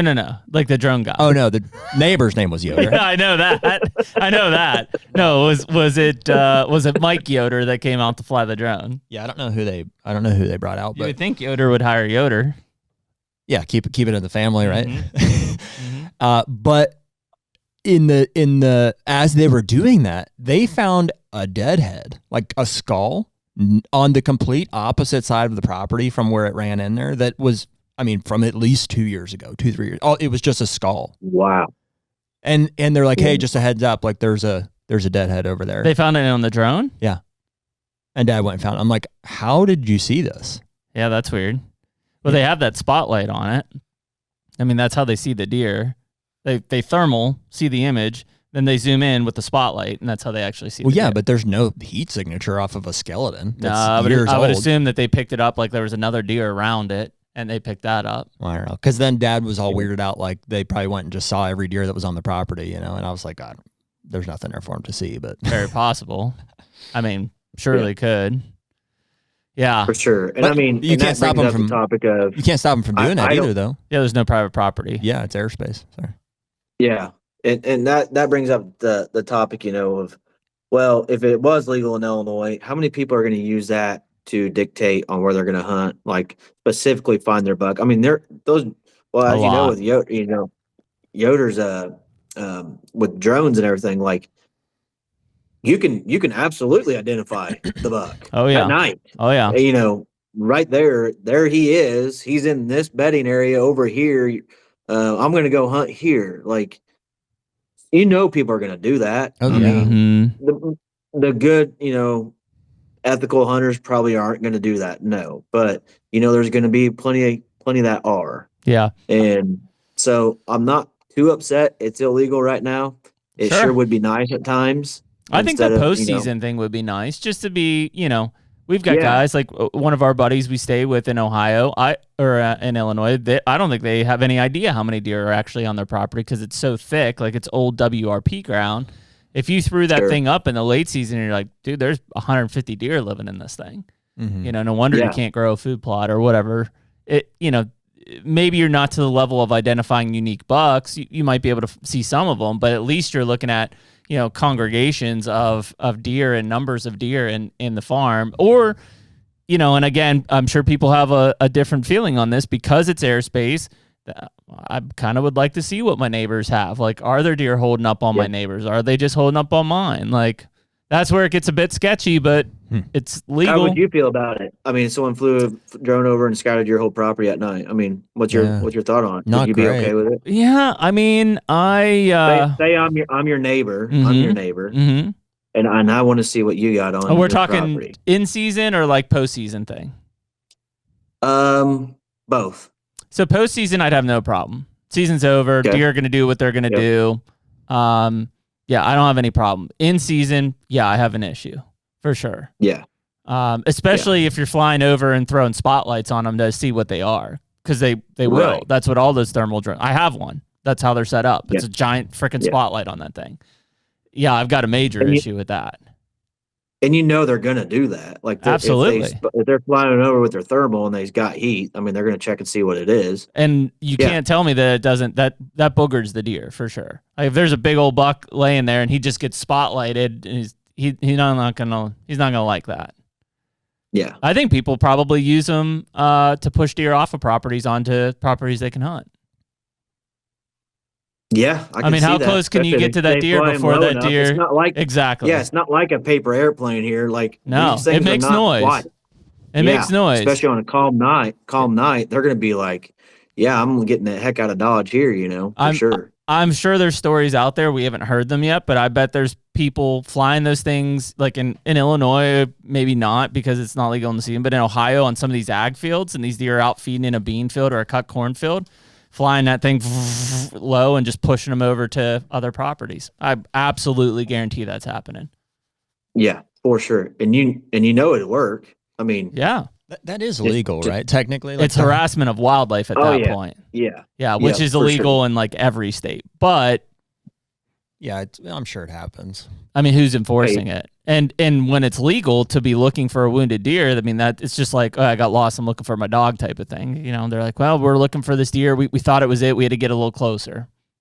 Yeah, and with the law system the way it is now, I mean, people are get away, especially in Illinois. I mean, our state is insane with how bad the politics are here. I mean, you could basically get away with so much and, no cash bail and everything like that. So the chances of you winning that case are going to be like next to none in proving it. It'll just be your word versus theirs, like you said. Well, Kyle, where you've been there, you grew up, your grandpa has land there. Like where do you think Illinois is standing right now from a deer herd and big buck perspective? Boy, if I had to rank them, no, just where you're at. Like, what you think it's better than when you're in high school, worse than when you were in high school? No, absolutely not. I don't. I feel like we do have a lot of mature bucks here, but as far as quality size racks, not near as big as they used to be. And I'm talking about the 2006 to the 2010 era, let's say. Yeah, before that first EHD pounding. Yeah, before that pounding. I saw quite a few really big quality bucks. Yep. And now it seems like they're a lot further away and a lot fewer. And I think a lot of that is contributed to the hunters have gotten better. I mean, so many things have changed. Or more lethal.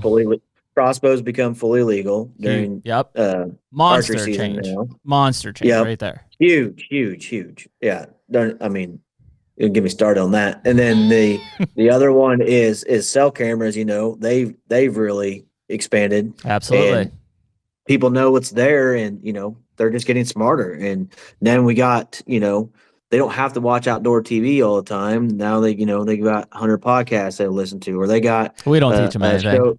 A show they're watching or whatever. You know, they're learning, they're getting better. And yeah. Take that for what it's worth. Is it better? I mean, yeah, there's a lot more happy hunters out there, I'm sure. I don't think so. But you think there's less hunters in Illinois right now than there were? Do I think there's less? Yeah. No. Isn't that I funny? don't think there's less. A lot of people would say, well, that's crazy. Everybody tells us that we're losing hunters. There's less hunters. Yeah, no, I don't think we're losing hunters. And if you add in probably all the illegal aliens that we have here on top of that are, you know, we're far surpassed that number. Yeah. Huh. Yeah. I think that's the big one is like I do think in Pennsylvania we have less hunters than we had in the 90s. And that's a big factor along with antler restrictions of why we have better deer. But I mean, our bar was set pretty freaking low, right? We were killing 1.5-year-old basket racks at the top of the chain, you know, in the 90s and early 2000s. But in states like Illinois and Missouri and Iowa and Kansas, I don't know, man. It seems like those states are just getting pounded with hunters. Well, I'm predicting that we're going to lose a lot of hunters in the next couple decades, in my opinion. Just looking at, you know, I listen to Elon Musk a lot, but just looking at the population trend of people having children and Yep. you know, moms going to work now having less children. I mean, mathematically, in my opinion, you're gonna have less people and less hunters, and I think that number is going to actually go down, not up. Mm-hmm. My opinion. Yeah, paired with probably less access and people just quitting because they're like, this is stupid. Yep. Absolutely. Interesting. I think it's that ledge that we step off of. Like, we're not there. I agree. We're going to lose hunters. I think we are losing hunters now, probably. But I don't think that. I think we've circled it enough that I feel like what I believe about my understanding of like the demographic on the landscape. It's like it seems right. It seems like, you know, I feel like we have pinpointed, which is that we may be losing hunters. That may be the reality, just because of like it's access, number one. Well, yeah, but just for whatever reason, it's just societal reasons. You know what I mean? It's less of a, you know, it's this or is that. But I think that we're having way more of a presence, you know, in the. I think, you know, and not to pinpoint, you know, or pick on like the crossbow thing, but like that in my mind paired with cell cameras. I mean the two may be in tandem, but I think crossbows above all else are the thing that like put people in the woods more. Yep. And it's not impacted like the deer herd as much necessarily, I don't think, as it has, at least directly anyways. It's not like, oh, crossbow hunters are killing more bucks. It's like what it has impacted is access. And so like all these guys that used to hunt, you know, 2 days a year on average during the gun season are now in the woods, you know, 10 days on average during the, you know, quote unquote, archery season. So it's putting more, it's putting the same or potentially even less people in the woods a lot more. You know what I mean? So like the net impact that we have on access is 10 times probably what it used to be. Yeah. And so you have the same or less number of people that are that much better at targeting a specific age class of bucks. That's what they're after. They're not there to shoot deer anymore. They're there to shoot a buck. Right. And so they survey it with cell cameras and don't hunt it. They don't shoot does or whatever. And we're guilty of that too. You know, and so all the access gets gobbled up by people that don't hunt as much, you know, or aren't killing deer as much. We're just targeting specific animals. And it's definitely having a negative impact, and that is displacing just deer hunters in general who just want to kill deer, and it's occupying, you know, property. So it's not just perception. Like every property in America is getting hunted. You know what I mean? I mean, maybe that's a generalization, but like it is in general. You know, when the time comes, if there's a buck on there or a chance that one is going to get killed, somebody's hunting it, or it's up for grabs. You know, and that's why the experience I think is declining, and I think that's why we'll lose hunters, is people are getting fed up with the, competition for access. Well, and not just access, but it's competition for fame. It's like everything in this whole entire United States. Everything just keeps getting easier. Everything keeps getting easier, and everything keeps getting easier. You lose appreciation for what you're actually doing. I agree. And whenever you put that crossbow on a tripod with the phone attached to the scope for that child who's 5 years old, who has no damn idea what he's doing, and takes a life, you mean to tell me that he's going to have appreciation for that deer? Mm-hmm. You think he's going to make that sound, or you think he's going to be able to separate that from playing basketball or playing a video game or whatever it is? My opinion, no, they're not. They don't know what they're doing. They're not taking a full appreciation, and that stems back to the parents, who let them do that in the first place, in my opinion. But yeah, and that stems to the adult people, used to shoot a compound, were pretty good at it, but just got lazy, and they passed a law in Illinois. Hey, let's get a crossbow. I don't feel like practicing. I'll just sight it in the week before season. And, they'll go out there and shoot at 60, 70, 80 yards, crossbow. And yeah, which perfectly legal. If that's what they want to do, that's fine. But my point of the whole story is everything you just keep making it easier and easier. When you keep making it easier and easier, you lose the appreciation. Yeah. In my opinion. Yeah. Well, you're right. And it's a weird, and at this point, I would say fairly obvious attempt by the states to retain or grow license revenue to allow stuff like that into the state. I mean, it's not, there's no, and not that it's like purely malicious either. I mean, I think they do genuinely want to keep deer numbers in check too. And so that's the other side of, if they're going to continue to allow things that make it easier, it's at least the first one. They want Illinois is only about the dollar. Okay, that is a fact. I used to be with the Illinois Whitetail Alliance, was part of that group whenever EHD hit, and our DNR was not changing their quotas at all. Mm-hmm. In fact, they were even doing increases. We went after them. We went to Springfield. We had actual meetings, sit down, and it was down and dirty. But they did not want to change it, and that right there just made it 1,000% obvious. Yeah, they want the dollars. Yeah, it wasn't biological by any means. They want the insurance companies, the DVAs. They want those all in check, and sharpshooters. They're out there. I mean, you name it. They want the dollar, and there's no question about that. They do not have the wildlife's best interest. Well, and I think a lot of that, we've talked about it with several agencies, is you guys are set up as a super agency, which means it comes down from governor and legislatures, straight into the DNR. So there's a lot of puppet strings being pulled because of the way that structure is set up. Other states don't have to worry about that as much, but most states have that DNR super agency structure. And yeah, I mean, the people who are making the decisions at the top are usually have no idea what the hell they're talking about. Yeah, I mean, it's politics. It's politics. Politics shouldn't be in politics, conservation, lobbying. In my opinion, that's dollars. Yeah, you're right. That's right. That's where it is. That's right. And I mean, the almighty dollar. There's weird ones where, like, I give credit. Was it Indiana we were talking about earlier this year, where they got smacked with EHD and. They didn't change a lot, but they started to back down some of these bonus hunts and stuff. North Dakota made a giant cut in their non-resident hunting tags just because of the way that the winter kills and stuff have been. So there are certain states that are like, hey, if we want this thing to continue to be a valuable resource, we're going to have to make changes, and they get it done.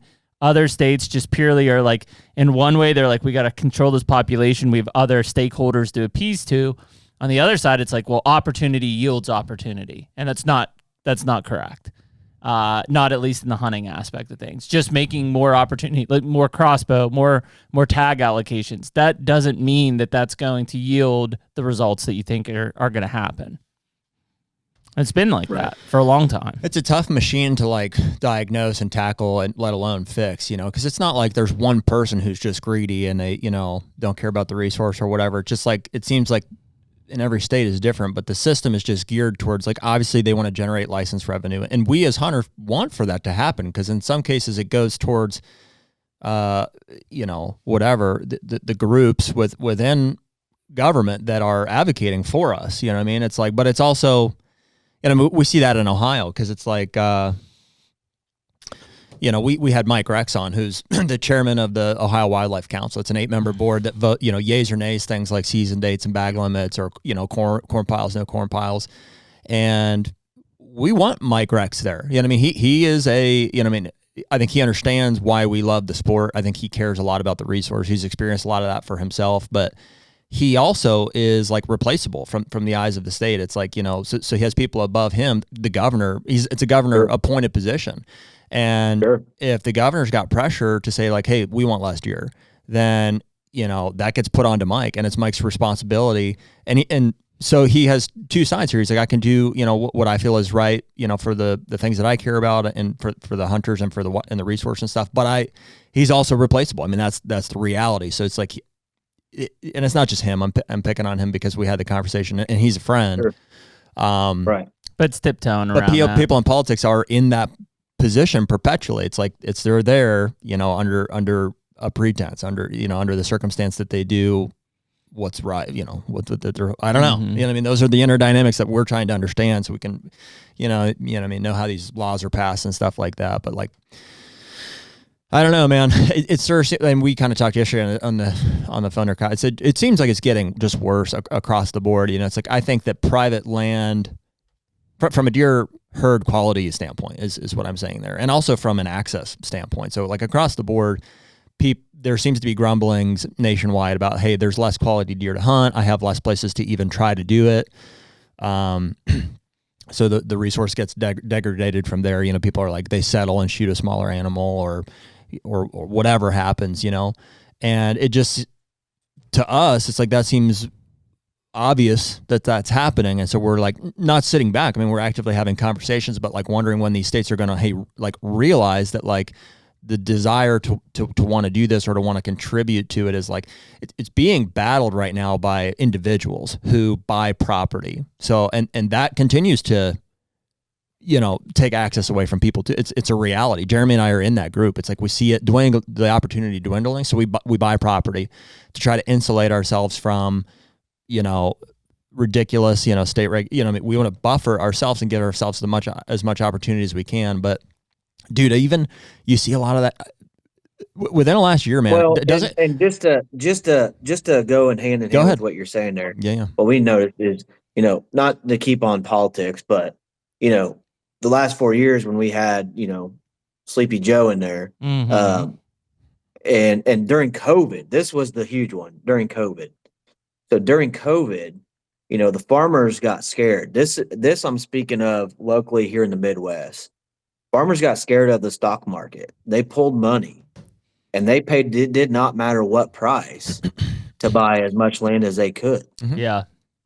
Which then drives the price up of your land. If you were paying $5,000, $6,000 for tillable, let's say here, and COVID hits, they pull it out. I mean, we were seeing ground go for $16,000 an acre, $20,000 an acre for tillable. Well, dude, here's what's scary about the land investment piece. And they're buying this.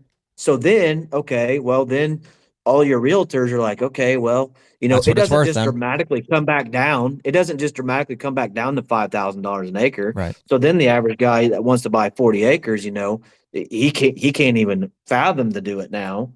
And then you add on your local taxes. If over 50% of it's not tillable, then you got to pay a recreational tax, or you got to put it into a government tree program. Well, and I mean, it's just never ending. Like, yeah, that seems to be the pushback, dude, from like, so whether it's farmers or, land investors, recreational guys like us, so it's like, okay, we want to protect ourselves from like these regulations that we feel like are getting out of control. So we buy land. And it seems like in the past year here, we've seen a lot of instances where taxes get essentially weaponized by like local government to like be like, no, like you can't do that, dude. Our taxes where we bought in Illinois got multiplied by 4 when we bought them, and we had to go through a whole process of like contesting that and stuff, and it brought it back down to, they still got doubled, but I guess we have to be happy with that, you know. Yeah, and it doesn't stop. I mean, it'll keep continuing. So going it's as easy up. as that, dude. And If the government doesn't want you to own land, they're just going to raise the taxes so you can't afford it anymore. Yeah, if you own a piece of ground, you actually don't own that piece of ground. Yeah, I mean, you really don't. If you look at it long term over many years, you don't. Even if you bought it cash, the government can decide, hey, we're gonna the tax is how we can control whether you own that or not. Yeah, same with these wind solar farms. I mean, they can say, you could say no, and they're gonna say, tough shit, it's coming. And it's going across to you, so you either hop on board or you're not getting paid for it, and we're gonna take it anyway. Yeah, we're gonna eminent domain it at that point. There you go, the eminent domain. That's the way it is. So and I fight it, and I'm part of I was part of our local government. I've been on our county board for 6 or 8 years, and I never understood everything that went into your local government. And how much actually can affect you by your local government that people have no clue. I mean, they do not pay attention to their local county. A lot of people, at least here, they don't. Like, you'll be lucky if you see 1 or 2 people there from public in those meetings. Yep. Like, for the whole county. And it's just crazy, what just can happen from your local side there. Well, dude, we got a ballot in the mail. I don't know, Jeremy, if you got that from our property in Illinois. We got a ballot to vote for, I don't know the position. It was the property assessor or whatever. Yeah, there's one person on it. There's one person. I'm like, they're running uncontested. I'm like, why are you even spending taxpayer money to send us this ballot? You know what formalities. I mean? Yeah. I threaded it. I was gonna write myself in. To give you a good one here, we've got a great big power line easement that runs through one of the properties, and this tax assessor tried charging me for recreational ground on this power line easement through our power company. In the contract, it states that you can't put anything on it, on this power line easement, or the whole power line. You can't build a structure. You can't put anything on there. And she tried charging me recreational tax on that. And I said, you are not charging me recreational tax on that. I said, I'll go to war over that. Like, you are not charging me recreational tax on that. There's no way. You run it as idle, whatever, but you're not charging me recreational. And she flat out told me and said, Kyle, she goes, if I had to change yours, I'd have to change everybody else's in the county. And I said, that's exactly what you should do. That is your damn job. And you should not be charging recreational tax on a power line easement that people cannot use or do anything as they wish on. And but bottom line is it goes back to the local government, people paying attention. And just someone like that, it's their interpretation and they get to set it in place.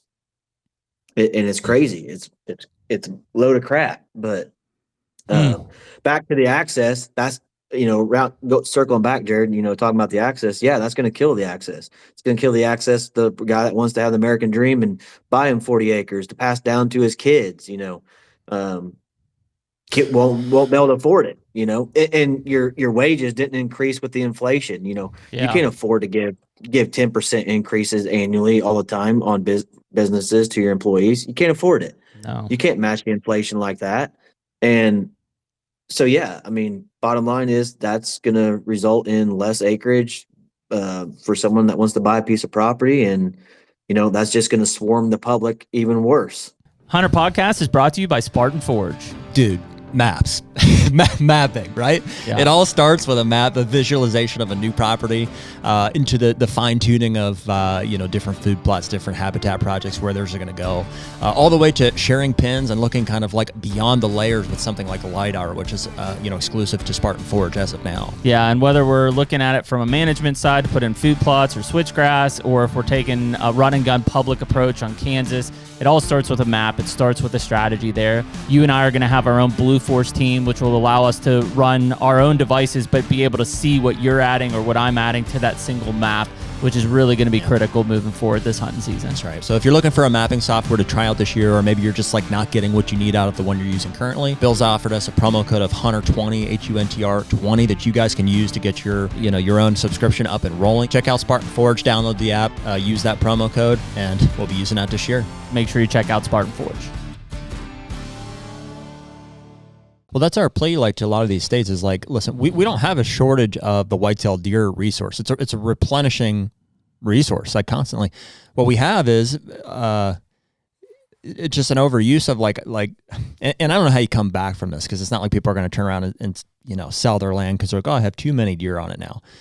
It's just that when and I'll point to the crossbow. The crossbows was the number one. I think corn piles is a factor as well. Cell cameras, anything that allows you to like shrink the herd and make all of the, make it more, make it easier, make it easier. Exactly. Those are the things that's like, I think in the short term, it's what the states are looking at. They're like, well, hunter numbers are declining, so we need to give them these things to preserve our license revenue and, whatever objective they have, with having the deer season in place. But over the long term, I think that's what's going to cause people to quit and to fall off. And so, it's like the short-term, long-term trade-off. So we're pleading with, I pleaded with Mike Rex. I'm like, listen, he's like, we're doing all these things because we're losing hunters. I'm like, are you still losing hunters? And they're like, yeah. I'm like, well, there you go. So yeah, what are we doing here? You're already losing them. Yeah. Yeah. I mean, it's weird because I feel like everybody is, they're afraid to make a move because they're like, well, we're just going to lose hunters and it's going to ruin it. And it's like, it's slowly dying right now. Yeah, you're ruining it. You're bleeding out. You're bleeding out right now. Mm-hmm. And so there's a chance that you're going to make a change that shows a sharp drop, that people are like, forget it. That was the I am done. But I think that sharp drop will lead to a recovery. Yeah. Well, guess what? Big bucks are awesome. You know what I mean? When you do anything that's going to create more of those, you're going to have people re-interested again. Yeah, it's going to happen. Yeah, you're going to have a drop off of the people who are like, I don't know how to hunt without a corn pile. Okay, fine. We can do without them for a year or two. And then guess what? You're going to have an increase in mature bucks. And guess what's going to happen? People are going to be, look at Iowa, dude. Like, there's a 6-year wait period to get into that state. And it's just because every other state is mismanaging the resource. So why don't we just figure it out, and then we can have an even distribution of good deer, and everybody will be happy. If Illinois would happen to go to like the draw like Iowa, would you sell your Illinois property?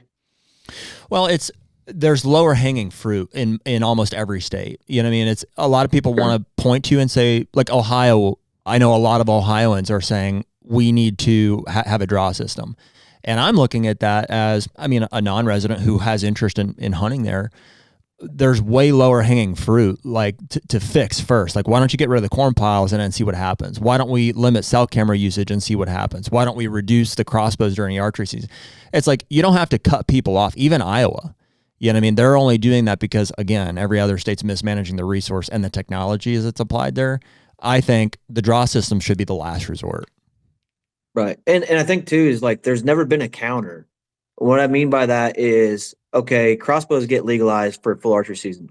What's the counter for the deer, for the deer herd? What's the counter to make sure they're going to be okay? Nothing. There wasn't one. There wasn't. There was no change. What's the counter for when cell cameras are introduced for the deer herd? There wasn't one. The list goes on and on. There's no counter in favor of the deer herd. There's always a counter for the people. Like, it's always to make it easier and better for the people. And it's not working, dude. We're still losing hunters. You keep adding things like, oh, this is going to help. This is going to help. We're still bleeding. Well, and that is the problem. The more in life, in anything, the easier you make something, the less you're going to appreciate. It's that simple. It is that simple to me. And that's the problem. That's the hard, because, dude, if you poll hunters across the board, you say, who wants crossbows? 80% of them want crossbows, not knowing, the unintended result, which is the reduction in the quality and access of places to go. So you need an adult in the room to manage the resource, whether it's the government or it's a biologist, wherever that input is coming from. You have to be able to see that impact and what it's going to have. Say, no, you don't really want that. What you want is big deer to hunt. And they're like, well, yeah. So, and nobody seems to be having that discussion, besides we're having it. There's a balance in there somewhere. There's a balance in there somewhere. I mean, the thing that they just keep taking their eye off of is the access thing. And by allowing all these opportunities and more time to hunt and easier ways to hunt, more time to or and easier ways to monitor property, they've just dwindled access. And, you know, yes, there are certain places like this farm got developed or this farm, you know, switched hands and went to the landscape isn't changing that fast. It's the amount of ground that people are covering and monitoring and basically controlling that has changed so fast. And these regulations have played right to it every time, have played right to it. So if we are down, even in a state like Pennsylvania, if we're down 300,000 hunters from 20 years ago, there is less places to hunt in the state of Pennsylvania with 300,000 less hunters. That's insane. How can that happen? Oh, these opportunities that you continue to increase basically dwindled that access away. That's how. It's two things you can point to. It's like, okay, it's crossbows because all those guys that were gun hunting are now archery hunting. And so now I have an excuse to go and occupy a piece of property. Maybe we're going to lease something. Maybe we're going to buy something. We can hunt for, you know, a whole week. We could go and do this. And number two is cell cameras. I can now, and trail cameras in general, but specifically cell cameras. The fact that we have the ability to monitor properties without having to actively spend time hunting them allows us to occupy 10 times the amount of acreage we would otherwise. Have you seen outfitters change out by you, Kyle? In terms of amount of land they're acquiring, leasing. Are you saying more outfitters, or is that what you're saying? Not even more outfitters, just more land being tied down by outfitters. Yes, yeah. Leasing. Yeah, I lease. I mean, I lease out a piece of my property. I mean, interesting. I'm just gonna be. Yeah, I'll be honest with you, just because it pays all my property taxes. Wow. And someone shot me a crazy number actually while I was hunting there in Ohio, that they wanted to lease it. And I've leased it, and I'll be honest with you, I can get double on that lease than what I'm getting right now. Even I've had offers. I mean, it's gotten full stupid. Yeah. And I'm like, yeah, I want to pay for my property taxes for sure. You know, that's why not? That's the whole point of having land. How do you make money with it?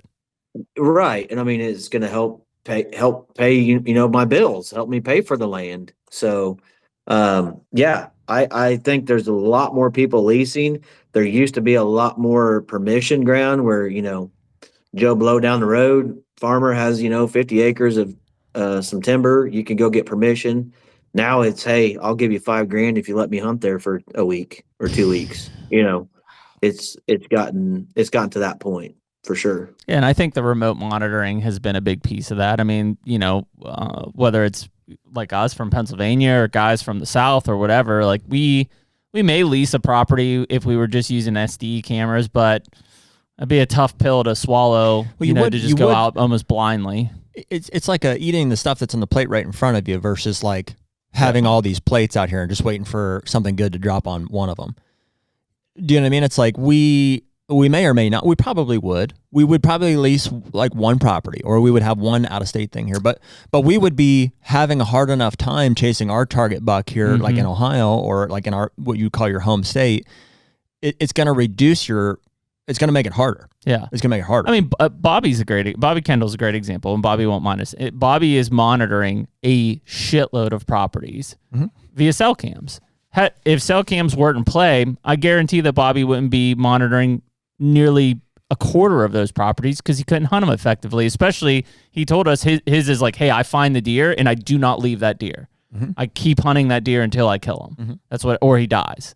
And so had he not been able to monitor all these properties with cell cams, like he wouldn't be locking up or leasing those. Well, it's just going to change the dynamic. Like you're going to hunt the deer that you can find. So, and you're going to find them by whatever reduced method you have, driving around, You're going to have to be more concentrated in your effort. Yeah. Which means it's going to reduce your effectiveness for sure, which, to guys like us who love killing lots of mature bucks, as many as we can, like it's going to hurt us, but it's going to improve the quality of the deer herd overall. And access for exponentially. Access for the experience for everyone else too. Yeah. And that is the dynamic of what's happening there. Like we all are just, however much money you want to spend for cell cameras and to own land and this and that, it's like you can kill that many bucks. You can just keep going and the tools make it doable. But at the same breath, it makes it easier for just people to occupy land. And it's just, we ran out a while ago, like a couple years ago, we ran out. And so you got to walk back the technology that's making it easy to reopen some of that access, in my opinion. It's going to take some time. Yeah, I don't know. I don't have a lot of high hopes, especially for Illinois. It's most states. Yeah, I don't either. I don't see. It's kind of like when the cat's out of the bag, like how you're going to shove it back in type of thing. Fortunately, I mean, and let's use Illinois as like the example. Like, what would you change about Illinois? Because like I think it does a lot of things right. Well, okay. I mean, I guess the two that we've talked about, that's kind of nationwide. You know what I mean? The cell cams and the crossbow things. Those are essentially universal at this point. There's a lot of people that have banned cell cams. Every state is suffering from it. Which I don't necessarily like the banning aspect of it, especially if it's my property. Like, I don't like that. But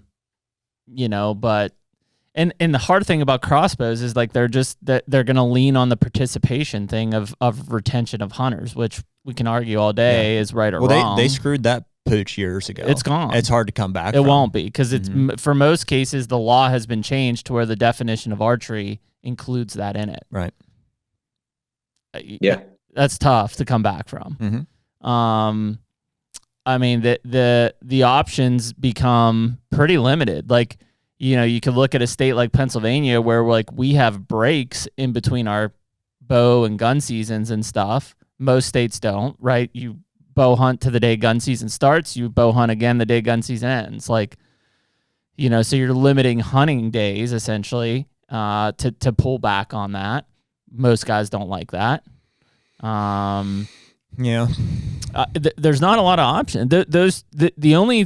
The easiest of the options, and again, I'm not advocating for it, is the limitation of cell cameras during the hunting season, probably. Mm-hmm.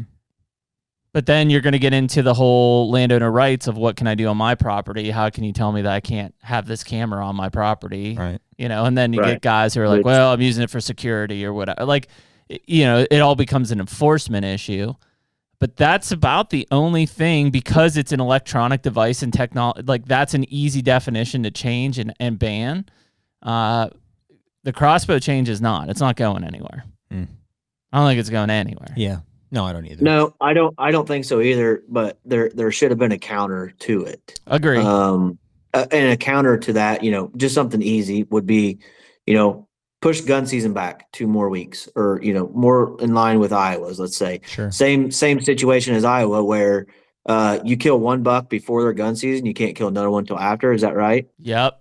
That's in Missouri. That's in Missouri. Yeah, but yes, Illinois here, I can kill two bucks the same day with my bow. I think that would have been the one, Kyle. If you would have set that stage to where, because you just introduced all these people into the archery season, all these people in early, if you said only one of your deer can be killed prior to a gun season, basically, that would have been a big one on that one. That'd been huge. Yep. Or if you want to go even further, make it a 1 buck state. I mean, if we want to get back to that could change things. Yeah, that could change things for sure. Deer. I mean, those are counters, but having 0 or none of them with all of these implemented changes, it's a one-way street to not good. Yeah, I mean the other alternatives from like let's use Iowa, because they do things right, would have been introducing, and the cat's out of the bag, can't go back, but introducing crossbows for like late season muzzleloader and stuff, like being able to use those weapons at that time to see how that affected, like how many people killed it with a muzzleloader, how many people killed it with a crossbow in the late season, then adapting that into like the full archery side. Most of these states just went right to it. And I 100% blame the crossbow manufacturers. It was all lobbyist bullshit. You can't tell me any different. You can't tell me that it was because it was. It was all dollars. I was part of fighting it with all dollars. I mean, it was. I mean, we had the names of everything, like who it was coming from, and everyone that presented the bill. Yeah, it 1,000%. And I mean, whether they went, Raven was one of them. Raven was probably the biggest. I mean, from the states that I've done the research on, Raven was the lobbyist pumping hundreds of thousands, knowing that the result was tens of millions. Like, people have Sure. to fathom that for a second. They're like, well, why would they spend that much money? Because there were tens of millions waiting Right. on the other side of it. That's the best Right. investment they could have made. It's like Pfizer. Let's take a $1 billion hit for a $10 billion gain. Hello? Why wouldn't you? Sure, why not? Why wouldn't you? Yeah. Right. So, yeah, I mean, if you're talking about will it change, it won't. A $1 would change that in a state like Illinois. A change of, hey, only $1 prior to the gun season would make some change. Like, it would, it would prevent a lot of these guys who are landowners from going out there and whacking one November 4th and November 5th. If anything, that at least gives some of the experience back to the gun hunters who are like, because what's the biggest bitch that the gun hunters have? The bow hunters kill everything before the season starts. It's the number one thing you hear. So at least at that point, it's like you're at least getting maybe one of those deer through to gun season, where both of them were going to be killed in November anyways. Yeah, that bitch doesn't appeal to me though, because you have options like then bow hunt. Yeah, well, but that's been from day one. It's always been that way from because they're gun hunters. They don't want to bow hunt. They're gun hunters. Yep. You're going to have guys that that's all they want to do is gun hunt. And I'm fine with that. It's just the counter. The counter to that would be, okay, kill one before the gun season, and then you could kill one during the gun season. That's why you buy a gun tag. You can only kill $2, sure. And then your other archery tag can only be used in the post gun season, which in Illinois is freaking November 23rd this year or whatever, 24th. It's not like I'm asking you to wait until January to use it. Like, it's literally 3 days of the gun season or whatever. Yeah. It's not that hard. I think it maybe helps maybe a few deer get to another age class. I don't think it affects the access though, unfortunately. No. I mean, the access thing is not, it is not going to change until there's either a limitation on non-residents. That's the big one, right? That's who's leasing a lot of land. That's who's buying land. I mean, even if you went to a Kansas program to where you had to have 80 acres as a non-resident to get a tag, that would free up a lot of, there's a lot of leased ground, and I'm not trying to isolate anyone here. And I'm the Illinois landowner non-resident saying, yeah, do this. That's hypocritical. But from an access standpoint, there's nothing you can do to give more access back to just the general people without restricting one of the divisions. You have to make it not worth it to people who are occupying the access to continue to do so. Which would be in a limitation like a draw system. No. Well, that would be literally regulating it. How else would you do it? Crossbows aren't going anywhere. They're there. No, you'd have to restrict the crossbow season. They're not going anywhere. Or you'd have to limit cell camera usage during the season. And I think that makes of both. A small change, but people will find loopholes to that. Yeah. Another big one, just talking about access. I don't know if you guys ever put thought to this, but, we kind of talked about the outdoor TV and we talked about now being online is, if you bought a piece of property like you guys did, you can't write that off. To my knowledge, I don't think you can write that off on your taxes. But if you're, a hunting show, whatever, which there's thousands of them now, whatever, versus not as many, during the TV era. But these guys can go to all these states and they can lease up property, and that's 100% write-off. Oh, yeah. Yeah, for sure. The only thing we can write off we bought it as a business. The only thing we can write off is mortgage interest, which, that's it. And the taxes. Yeah, we can't write off our actual premium or down payment or anything like that. Sure. And if there's no structures on it, right, if it's just raw land, there is no depreciating asset. Right. So there is no depreciation on the taxes either. So it's just, but you're right. All of those guys, including the outfitters, again, I'm not picking on them, are leasing land because it's 100% write-off. That's right. It's huge. That's a lot more than you put a number to that. I think you would be thoroughly shocked. Yeah. If you put a cap on that or just, I'm saying if you figured out how much land. Oh, it's a ton. That huge. That you added all that up and that money and everything, I think that would be mind blowing. I've done it before. I'll be open with people. I spent, it was that year that I leased everything with Stone Road a couple of years ago, 3 years ago. Oh, That at was it. least Okay. I 4 or did. 5 maybe. I bet I spent 20,000 Mm-hmm. on leases because it was all write off. Mm-hmm. Mm-hmm. Which with lease prices didn't get you much. It didn't go far, but I did lease a lot of ground in a bunch of different states. I leased in Illinois. I leased in Kansas. I leased in South Dakota. Like I had leases in a bunch of different states because it was all write off. Yeah, which is a big number, but I mean, if you boil it down, it's like if you turn that into a mortgage, that's like what, a 400 or 500 acre farm. What, 20 grand in a year? Not even close. Not even close. Yeah. No, not even close. It's like a not even close. It's like a 60 acre farm. I'm thinking a year. Yeah. It's like a small farm basically. Yeah, like a 40 or a 60, and depending on the state. Mm-hmm. Yeah, it's not much. Which also, in their defense, you can't blame them at the same time because, an outfitter, if you got 5 days scheduled to hunt and something comes up and you're bouncing, like, whereas if I could lease it and I can go there anytime I want and no one else is going to be in there after those critters, like, I get their point, Oh, no understand doubt, them man. doing it for sure. If a guy comes in Ohio, I'm seeing it right now. If a guy comes in and he leases 100 acres for $5,000, so $50 an acre. Okay, most people say that's crazy, it's high.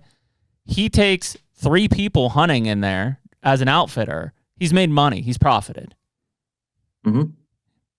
Yeah, easily, absolutely, easily profited. Like made several $1,000s on that. If he takes 4 or 5 people in over the course of the season, which I'm sure he will, especially in Ohio when it goes to February, dude's made $10,000+ on that 100 acres. Yep. It's pretty easy math. Exactly. Kyle, why was your Ohio experience not great? Just the outfit I went with. It was an outfit, and I just found out that this gentleman just didn't know a lot about deer hunting in general. Most Ohioans. It was my first experience though ever hunting over bait. Which I did not like at all. Yeah. And by the end of it, like on the 3rd day I was there, I asked, like, hey, I brought a stand. Can I go do a hang and hunt over this corn that just got cut or whatever? And just looking at the aerials, on my Onyx. Yeah. And he said, yeah. And it ended up the last 2 days I got close. But hunting over the bait, the stands were on the wrong side to where the wind is literally blowing right into the bedding. Like as they're coming to the bait, they're coming from the bedding to the bait, and they're just all he's worried about is the wind's not blowing to the corn pile. Right, and it's blowing directly to the bedding right behind it. It's like, what are we doing here? Like, this is insanity, And I just went just because I had some buddies that were going there and wanted me to go, and so I did. But yeah, it was not a good experience. If I had free reign on the farm itself was absolutely beautiful. Like, yeah, big buck country for sure, and he had some big deer on there. But just the setup, how it was set up was not good. Yeah. And you're going to run into that with outfitters, that's part of it. Again, that's whereas, those leases could be nice if you can do whatever you want on it. And set it up for how you want it and not have to listen to an outfitter who's there just to do a turn and burn. And I've been to I've been to a lot of outfitters out west on big game. Oh yeah. Because I don't have time to go out there and scout and stuff. So I rely a lot on them, but that's a whole different situation though. Exactly. It is. But I've been to outfitters out there where they take on piles of hunters every year, and you can tell it's a turn and burn operation. Then I've been to places that take very few hunters, and it's just like phenomenal. You feel like you've been the only one there. So yeah. And that place in Ohio, like I said, he wasn't so much a turn and burn. He just didn't have a lot of knowledge, I don't think, with the aspect of deer hunting in general. And I didn't have time to go scout it myself prior to the trip. Well, that's all right. You can work with that at least. Yeah. Better than the turn and burn. It's an interesting situation though, because you get like as an outfitter, you have to be successful, right? Otherwise, like eventually people catch on and they're like, nobody kills deer here. Like, why would I go there? I don't know. I think you do. I think the demand is high enough that if you are taking hunters, people will keep booking them. Yeah. Yeah. It's gotten pretty high. And I'll be honest, one of our guys on our team, he wanted to buy more land for his family, and he saw the writing on the wall. People are willing to pay, and he's now leased out, like, I don't know, 5 or 6 or 7 farms now, and he's using that money to put down on buying more land. Mm-hmm. So I mean, in turn, he's win-win. And what he's having problems with is that all of his neighbors were killing all the 3 and 4-year-old bucks, right? So he couldn't hardly ever get a buck to 5, and was having all this trouble. And he's like, well, instead of my neighbors shooting all these damn bucks that aren't, to the caliber I want, he goes, I'm going to have people come in here and pay me that want to kill them that are that size. And that's what he does. And in turn is able to buy more acreage with that money he makes. Yeah. Yeah, for sure. Yeah, I get it.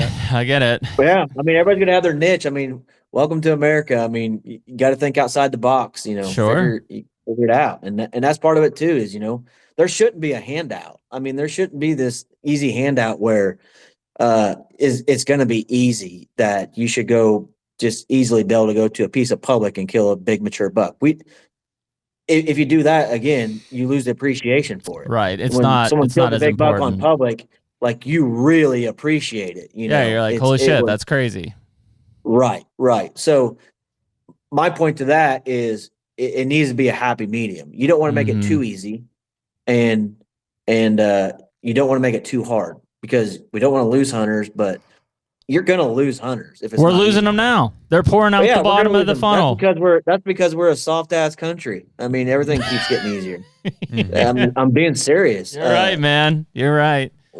We're soft, and until we can get hard and get America back on track and work hard for your success, I don't see it changing. I mean, all we keep doing is making everything easier. And hell, they're talking about AI. What, in the next 10 years that replace 40% of the workforce? Then what? Yeah. No skills. Yeah, I don't know, man. There are some interesting points. I mean, when you start to look at okay, here's all the options on the table. And that's what I wish some of these states would do, is just say, okay, here's the options on the table. If we look at crossbows, aren't going anywhere. Okay, they're here. Can't take those away. We've got cell cams. We've got, and I don't know, I guess that's a federal thing when you start to think about leases and writing that off as a business expense. You're right, though, Kyle. I bet that's a giant number of occupied space because they can write it off. If it was coming out of my pocket, like my personal family pocket, I wouldn't do it, right? Because I want it as a write-off expense. That's what I want. Mm-hmm. Yeah. So I bet that's a giant number that would change, But so if you're just looking at that, okay, can we change to $1? Can we move this, a Missouri, $1 use tag here, and the rest have to be either at firearm or after? There are some things that states like Illinois could do. There are some things probably a state like a Missouri could do to make them better. And you have to just wonder, small changes like that maybe make a big ass difference. I don't know. They can't tell us that it can't make a big difference because they don't know either. If you don't try, we won't know. Yeah. And doing no counters with all the extra added, we know is not working. And what's the pushback, I guess, is my big thing. And again, I'm not picking on cell cams here because we all use them. I know it's money, but it's if you stopped using cell cams during the hunting season, do they really think we're going to kill less deer? Is that the justification? Or have they just not acknowledged cell cams as being that effective of a tool yet? I don't know. Yeah, I don't know on the cell cams. Is it because it is an effective tool to kill particular deer usually, but are we going to kill? I think we'll kill more deer because we're not going to wait out and hold out for deer. But I think on the flip side of that, though, as much as you say you think it, it's killing them and making it that, I think it's also saving them. It is. I think that that is definitely helping us. Sure. Keeping the deer, live another couple of years, whatever. Absolutely, I would agree with that. So I think it's a double-edged sword. Yeah, there it is, man. It's right there. There it is again. Yeah. Yeah. And again, I don't know. I don't think that there's a right answer for much of this stuff, because at the end of it, it's for sure, the three of us who are hardcore at this, we manage land, we own land, we're bow hunters. It's easy for us to say screw the crossbow. Go. I don't care. Whatever. He leases property. How do we choke him out? at the grand scheme of things, we can't. And make access easier. I mean, number one, it's up to your local. Like, stop charging recreational tax on timber. That's crazy. Like, stop charging recreational tax. My tax bill is going to go from $330 a year to $6,400 a year in 1 year. If I didn't get in that program on that piece of ground, and that's insane. So the everyday person won't be able to afford to go buy a 40 or whatever. They're going to get ate alive just on the property tax. Yeah. Well, and some of these older people that have land, we've seen it even in like the reassessment of some of these houses in our area. It's like they've paid for the house. They own the house. All of a sudden they get reassessed for 6 to 10 times what they were assessed for. They're like, we can't afford our property taxes on a fixed income. They're retired. Yeah, they're fixed income. They're like, we've already paid everything. Exactly. Like, all of a sudden, full Social Security. It went from $2,500 to $10,000 to $12,000. They're like, we can't afford this.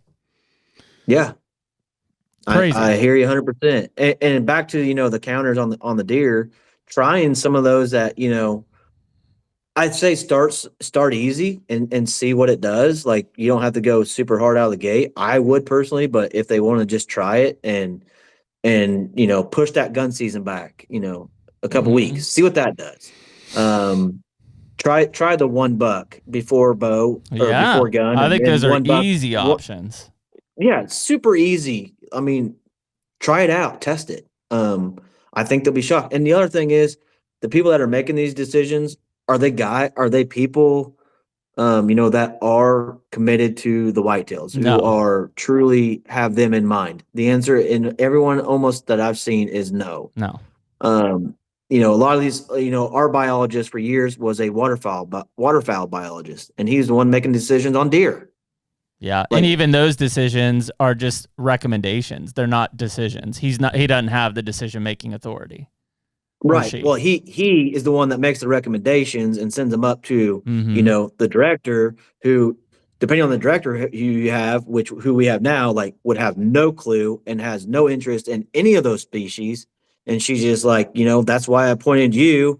I expect you to do your job. So I'm going to trust your insight. So yeah, let's do it. Thumbs up. Crazy. That's how that works. Yeah. It's a nasty kind of turn on how some of these are. And unfortunately, I forget, we talked about this with a couple guys. It's like, at what point are we going to go on the offensive for this stuff? Because normally something happens, something pops up, and they say, hey, we're going to make this change. And we're all like, whoa. Yeah. That's not a good change. I know that's constantly happening. Part of this is like, I think we have to go on the offense and say, hey, listen, this is not going well. This is not going how you thought. We're still losing hunters. You thought this was going to stop or grow hunters, but it's not. So here's some options that we think, and here's why. And try to push them up the chain. It's not easy going, upstream basically, but like that's ultimately what we have to do in some of these cases. What's happening with that organization that you were involved with in Illinois for a period of time? It completely died. It just goes to show exactly what you're talking about, Jeremy, there is, and I don't mean to be the Debbie Downer guy here. I'm just being realistic and just being real. People are lazy.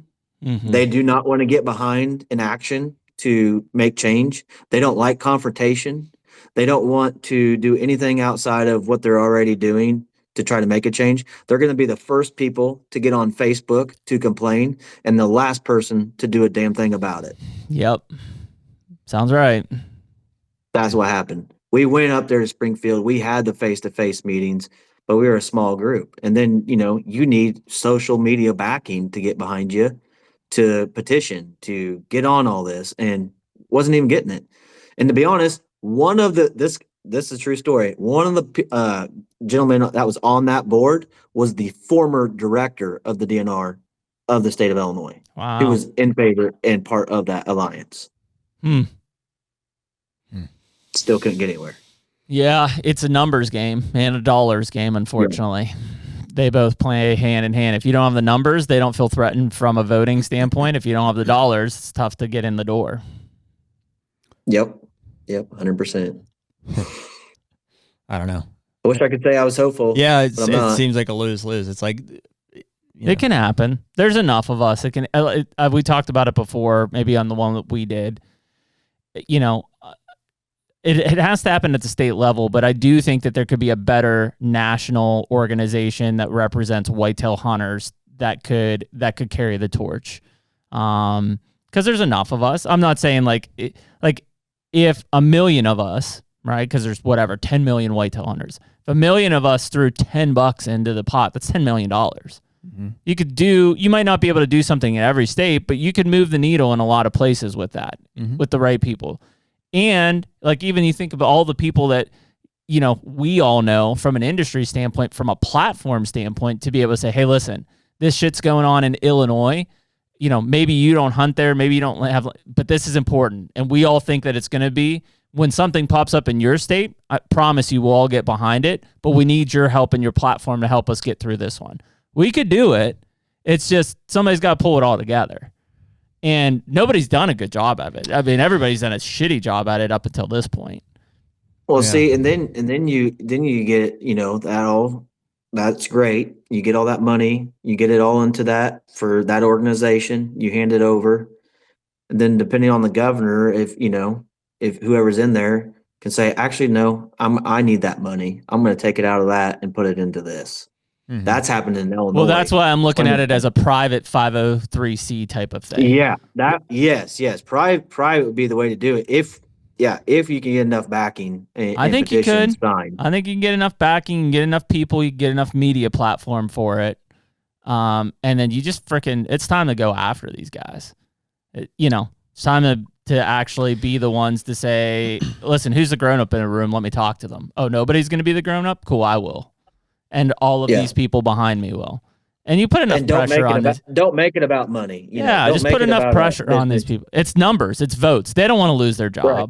They want votes. Well, it is not, if you get a whole bunch of people with these platforms together to do this, like, it's not about money at this point. It's about the future and the conservation. And you really, honestly, got to be willing to fight for it and not.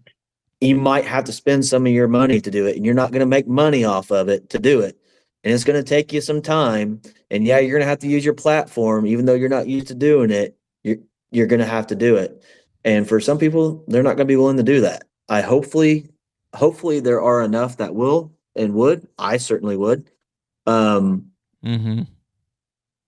all I'll say is I wouldn't want to be the guy who gets called out for not using the platform because whatever. Trying to protect my own ass if it's for the greater good of the Illinois deer herd or Iowa deer herd or Pennsylvania deer herd or whatever it is, or hunter. And I've seen other alliances start too after we started that one that, is it National Deer Alliance? Is that one? Or National Deer Association. Yeah. And that's the problem. There's like tons of them. There's a whole bunch of them out there, fragmented. You need unity. You need unity. It's fragmented. Unity. And then have branches of that unity throughout different states, for that. Yeah, but I mean, I still just don't feel like the three of us, like, what are we members of that's advocating for our deer hunting rights? I don't know. Whitetails Unlimited for me, that's probably, and then NRA. NRA, but they're not going to do anything for deer hunting. At one point, it was QDMA, but they're gone now. The NDA, they're gone now. NWTF, that's for turkeys. Yep. I mean, there isn't one. That's about it. Yeah. Not at a national level. No offense to Whitetails Unlimited, they're not doing it. No. They're more for helping kids like stuff, like in schools. They do awesome stuff, education, hunter ed stuff. But, they don't. It's not know what they're doing with the deer. It's not advocacy side of things, right? Yeah, it doesn't exist. Is the point of the story, boys and girls? Yeah, doesn't exist. Well, it does at the state level. I mean, that's where. Yeah, it's hard. It's hard to ask people to be involved in states that don't impact them. It's like to think you're going to get 10% of hunters at a national level that's a big ask. Well, let me tell you this. From a federal level, I don't think there's a better opportunity than what we have on our plate right now. Yeah. With Trump Jr. in there, lots of people in the hunting industry is connected to Trump Jr. That kid has direct access to Donald Trump, who I believe, loves everything that his son is promoting and everything, we have an opportunity that we can actually do some serious change. Again, getting unity and getting everybody together on the same page, that's going to be another story. And whether or not we can get anything done. Yeah, and I mean, I think that the state stuff is necessary. So if we think of like, sure. you know, Kevin Mullet at like Hunters Advocates of Ohio, like that national could say, hey, Kevin, here's 50 grand towards Hunters Advocate of Ohio to use in your efforts in Ohio, as well as what else do you need from us? Do you need our platform? You need backing? You need us to come with you? Like it's unifying the national whitetail guy to be able to help on the different state levels. And I mean, I don't know what the number is, but there's quite a bit of people that hunt multiple states anymore because it's the ease for it. So, you know, whether you have a vested interest in Illinois and or if you're part of a community and it's this group, I think you're compelled to say, cool, like, you know, part of my money is helping Illinois grow bigger bucks because maybe someday I'm going to go hunt Illinois type of thing. That's not as far-fetched as it was 30 years ago. So I think that's I mean, how many people commented in our Iowa video? They're like, I got 2 points or I got 3 points. Like, so if we do something for Ohio or Iowa, like we did with the shirt, it's like, well, yeah, someday, you know, 5 years from now, I'm going to hunt Iowa. So I think there's a mindset that, you know, if that money is going into a cause, and again, there's got to be grownups in a room to then say, okay, this is where this money is going from an effort standpoint. But you're bringing a lot of numbers with you at that point. It's a numbers game, not just in a dollar, but in a like membership backing numbers game.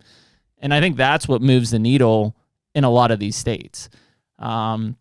These states don't want, like, even though it's the gun rights stuff, a state like Illinois doesn't want NRA up their ass every day. That's annoying, and it causes a lot of friction, and it causes a lot of headaches.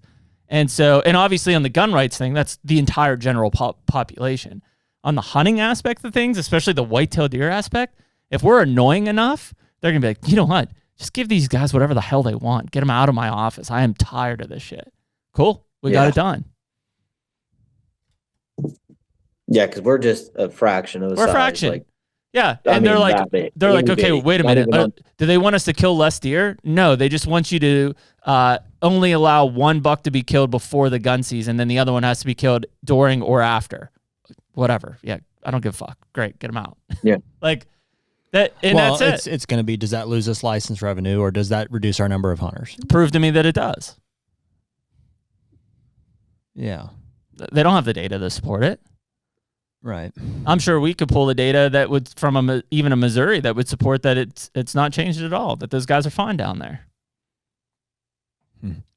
I don't know. It gets a lot more complicated. I mean, I agree with everything you guys are saying. Like at the national level, there's power with that. It probably comes with some implications too that I haven't fully thought through. You know, it's like well, especially for the public. I mean, for the federal public lands. I mean, they can have a massive impact on that for sure.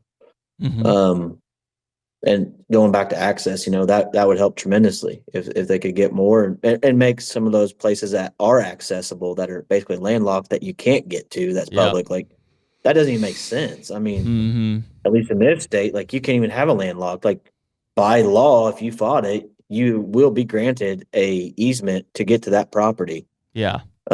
If you take it to court, you will win. So what are we doing here with these federal, you know, public lands that we can't get to them because it goes across the private? Like, get the easement, get them in there so they can actually open it utilize. Right. It's simple stuff. It's not that complicated. Everybody just makes it complicated. Yeah.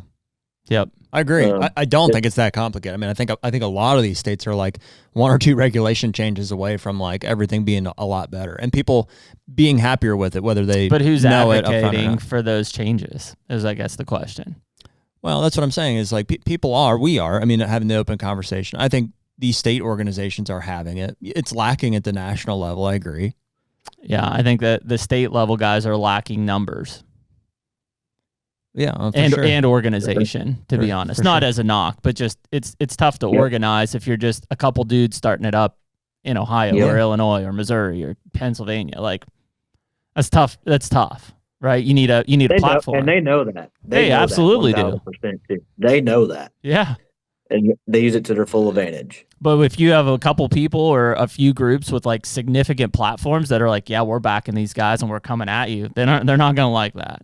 Mm-hmm. They're not going to like that at all. Yep, for sure. Well, it almost seems like, you could fight fire with fire is from a funding standpoint. And it's like, yeah, it makes sense to like have a membership type of a, fundraising deal. But I think Raven Crossbows was probably successful because they had private investment money to go and hire lobbyists to get that changed. I think you would probably tackle it the same way. It's like, I think a lot of, I think there's donors out there who right now are probably trying to insulate themselves from by purchasing land and stuff that like could be convinced to direct that money towards, things to make change. It's just, they got to believe that it can happen. Yeah. And they have to have enough money that it's like actually a significant donation for write-offs on taxes and stuff. Sure. Yeah. Or have faith like in local government, which frankly just people don't have. So no. Yep. I don't know. Good topics, good discussions. Yeah. Good stuff. Baby steps in the right direction. Yeah, well, we've had several like this, where it's like it's helpful, I think, for people to hear. It's like not like we have the answer necessarily, but I don't know what to do other than keep having the conversation. So it'll shake itself out. The discussion is the main part, and that people are talking about it, and somebody will pull a move at some point, and everybody needs to just fall in line if it's the right decision to get behind it and go. Yeah, everybody's waiting on somebody.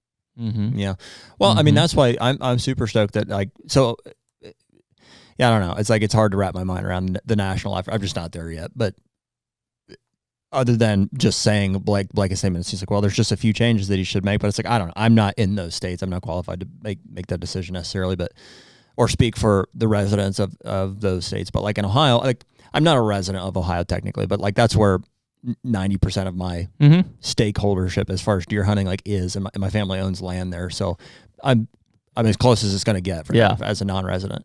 And so I'm stoked about the fact that like Kevin and like the Hunters Advocate of Ohio, like that, there we go. That's an organization that I'm aware of that is raising funds to hire a lobbyist to advocate for things that I feel will impact the state in a positive way. And how are they doing right now? Good, as far as I know. Yeah. Like they're raising money? Oh yeah. Yep. Yeah. Well, and so, it's not that expensive to hire a lobbyist. Yeah, but I mean, got to keep pumping it in the system. Yeah, sure. Well, so, anybody that hears this should go and check that if they have interest in Ohio. That's a group that we know is advocating for it, but. Yep. Iowa Sportsman's Club in Iowa. Yeah. And it's like, I'm not saying everybody should go out there and spend thousands of dollars, trying to like move all these organizations forward, but like, pick one. If you have a vested interest in, like, in our case, the state of Ohio, I want to see that improved. There's things that are easy, obviously making a big difference. Like number one is the corn piles. Like there's no argument for it other than from the state's standpoint to say, well, we'll lose hunters without it. But like, I think we've talked that through to realize that that's a misguided judgment it's short-sighted. So you got to nix them. And I don't know. Every state has those like things. It's just like, I don't know, pick an issue or two, that you feel and like chip away at it. That's all you can do. So that's what I would say. It's like if you have vested interest in a state, figure out the organization that's raising funds and how they're choosing to do it, and give them money, give them support. In our cases, we'll give them time, conversation. It's like the best thing we can do is probably have the conversation here publicly about it. So yeah. Cool. For sure. Well, Kyle, we appreciate it, brother. Thanks for giving us the time. You going out this evening? No, I'm not. It's still raining here right now.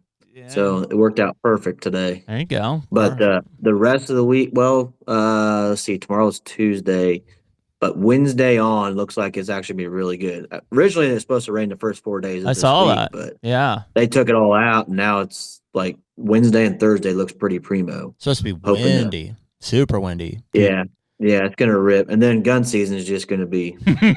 I'm driving out Wednesday in the wind. I'll be there Wednesday afternoon. I'm gonna start hunting Thursday, so I got a day before the boom six, but then I'll hunt all the way through like Monday or Tuesday.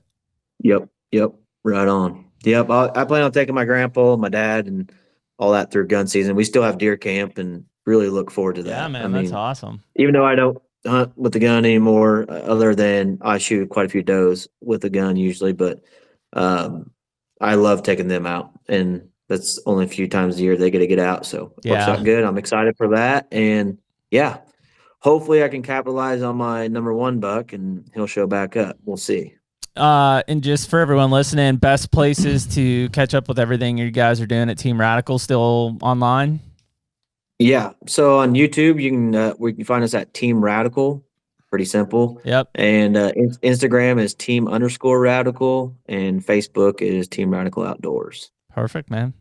Cool, brother. Well, we appreciate you joining appreciate us, you guys man. having me. No, thanks, man. Great discussion, and let's keep in touch Yeah. here through the season. And yeah, best of luck to you guys the rest of the week, and enjoy deer camp, man. I love that time frame of year. Absolutely. Best of luck to you guys too. The HUNTR Podcast is brought to you by Better Backstrap. Well, one thing that's undeniable, man, is you and I both like to eat. And so we're going to be Clearly. partnering with the Better Backstrap this year to have the best seasonings possible for our meat this summer. Yeah, well, dude, when it comes to venison, it's like you've heard me talk about before. It's like, what does the preparation for all this look like and stuff? And it's like, I really want to make a point of eating more venison moving forward. And some of the Better Backstrap mixtures have made it super easy. Yeah, and so we've got kind of 3 core mixtures. You've got your original Better Backstrap, which is for that grilling of your backstrap or tenderloins or anything like that. You've got your classic taco mix. Can't go wrong with tacos. Can't go wrong with that. And then you've got your standard SPG in the orange can. Well, SPG and down the hatch. There you go. So right now, if you go to betterbackstrap.com, you can use the code HUNTR15, get 15% off any of your orders on the seasonings, and there'll probably be more coming out here throughout the year. Get yourself a Better Backstrap. We appreciate Kyle from Team Radical coming on there. Good, cool discussions of, the media side of things. And then obviously we get into the, changes and politics and a ton of stuff there. I don't know what the right or wrong discussion or decisions are in those cases, but yeah, we don't know anything. I mean, we're just talking. I mean, we're just saying what we there. see there, and it's like, yeah, you want to see change in some of those places, and it's happening, but it takes a long time, Yeah, and I mean, I think you're right. Like the state run stuff is the best because it can be the most focused. I just think that from a national recruitment level, there's a need to inject support into those states that is going to get them, and really just to keep it from being uber fragmented. Like ultimately, that national group should get behind a group in the state that is the tip of the spear. Yeah, I agree. I don't know what you would call it, like the OCD in me, I guess, or whatever. It's like, yeah, you want to see something like at a national level, like working in that way, where it's like the same, but it's like infusing itself in every state. But I just don't know how that manifests, like if it starts at the state level and then grows into something like that branches a handful of states. I think it just grabs the national, and then the national starts to infuse into those, a group like Hunters Advocate of Ohio needs infusions from a bigger level and needs platforms if you think of like those guys and you had all the guys that had Iowa or Ohio ties at some point, it'd be us, Bomar, Waddell, Ben Rising, like all of these guys that have platforms that have ultimately had a impact and touch in the state of Ohio, right? Brought to you from a national platform with some cash infusion, like those guys would be off like a rocket ship. That's what you need. Agreed. That's what you need. Yeah. And that at least gets them into. Well, and that I think is happening like at the state level. Yeah, but that's where, and I bet it's still just disorganized. Like I guarantee there's people listening to this from state of Ohio, like Hunters, of Ohio? Yeah. I don't know. Yeah. Because it's not a big enough platform. They're starting from scratch. Like they can't do anything either. Right. That's what I'm saying is like most of these groups, like Kevin's group, those guys have done tremendous work, but they're starting from scratch. There is no platform. They need somebody with a platform to help scoop them up and be like, here you go, guys. Here, this is the one. Because if not, they get lost in the fold, or 3 other people with the same mindset are like, yeah, we're starting something. They're doing it. They're doing it. It just takes time. I mean, we've had Kevin on, I think, at least once. We'll have him on again here, once all my deer get shot off corn piles. And then starting. And then, if we have the opportunity to make introductions to other people, like obviously we're going to. So, but that's how it builds. That's how it happens. I mean, people have to network, right? And they have to get on those platforms, and that's how exposure happens. So, yeah. I just look at it like from I think Ducks Unlimited and National Wild Turkey Federation probably are 2 of the best. Pheasants Forever too. those guys at a national level infuse the local chapters or state chapters that then handle the shit in the state. It's the same structure. It's just whitetails have always been fragmented. Nobody ever gets along at that, conjoined of a level. QDMA was maybe the closest to it. You need something nationally that independently can say, cool, Hunters Advocate of Ohio, Iowa Sportsman's Club, Michigan United Conservation Clubs. Like, we can get behind all of these groups from a national level to help push you guys forward. Yeah, I agree. That's the way to do it, because I think just in the fact, like, QDMA is a great example. I was a longtime member of QDMA. Love those guys to death. They got pigeonholed in that they were the rich guys club, and so 90% of deer hunters could never relate to who those guys were. My own family included. I didn't own land, and I was a member of QDMA. I didn't even plant a food plot, and I was a member of QDMA. Like, just because I knew that there was something there that was attracted to me, but it wasn't relatable, right? And so you need something at that national level that's very broad in its spectrum of, like, we're trying to do this for the betterment of the deer herd, which ultimately means better experiences for deer hunters. Will there be deer hunters who are pissed off at us because we advocate for no corn piles in Ohio? Absolutely. Sure. You're trying to be the grown-up in the room to say, there's a reason we don't want corn piles in Ohio. It's not to take your hunting experience away from you. It's not so that you never kill a deer again. That's not the case. You may think it is. It's not the reason. Right. So again, it's that stepping in to have that group. At the same time, I'd love to hear from the deer hunters of Missouri. And if the deer hunters of Missouri, in a survey to a national organization, say, hey, Jared and Jeremy, you guys run this national organization, 2/3 of us are gun hunters, and we do not want to change this gun season outside of the rut. That's what makes it so cool. Okay, that's it. Well, and it's complicated because it's not really that simple. It's like, you can ask, use Missouri as the example. Use Ohio as the example, the corn pile thing, because we've been talking about it. It's like, if you survey Ohioans, like, chances are they'll say, yeah, we want corn piles to hunt over. Okay. And so the majority, like, enough that it's like we have a significant number of survey respondents. I don't know what the answer is. Like, because that's it. It's data. Data doesn't lie. Well, it can. Why? Right? Because two things can be true at once. So it's like, okay, and I don't know if that question's been asked, like, to the residents or the. I bet it hasn't. Nobody wants to talk about. Let's just say it has. If everybody says, hey, do you guys want corn piles or not? And you have to be a licensed hunter in the state of Ohio to first respond. Great. Okay. Yes. Yeah. Or a landowner in the state of Ohio, because you don't have a license. Right. Yep. Okay. And so let's say in that poll, people say, yeah, we want corn piles. Okay. In my mind, like, that can't be the only question that's asked. The next question should be, more about the experience of, like, what are we trying to achieve? And so that's basically, what would corn piles give or take away? In my mind, it's a age class and quality of the deer chase. So yeah, but that's 5% of Ohio hunters who give a shit about that. I think it's more than that. I don't think so. If you just ask the question to the same group of people, people would question you, like, what do you mean age class? They don't even know what that means. Well, yeah, I wouldn't obviously ask it that way. I would say, do you want to have big bucks to hunt? They're going to, for sure, more people are going to say, yeah. Okay. I would agree. So now not me, but whoever's, like, making that decision on how this impacts them, say, okay, and that's where it gets complicated, because it's like, which one do you really want? Do you really want corn piles, or do you really want big bucks? Yeah, but they may say, yeah, well, I want to kill a big buck. Yeah, that's a 3-year-old. They're like, well, yeah, it's a big buck, though. See what I'm saying? Like, it's subjective. Well, yeah, but if they're feeling like they don't have that opportunity now, then I guess the survey is irrelevant. They'd be like, well, what do you mean? We already have big bucks. And yeah, very possible. Per all our conversations, I don't sense that people are happy with the class of deer they have to hunt. I don't know. That to me, if that national organization has a responsibility or an opportunity, it would be working with, like, an Ohio DNR to say, hey, we'll pay for it.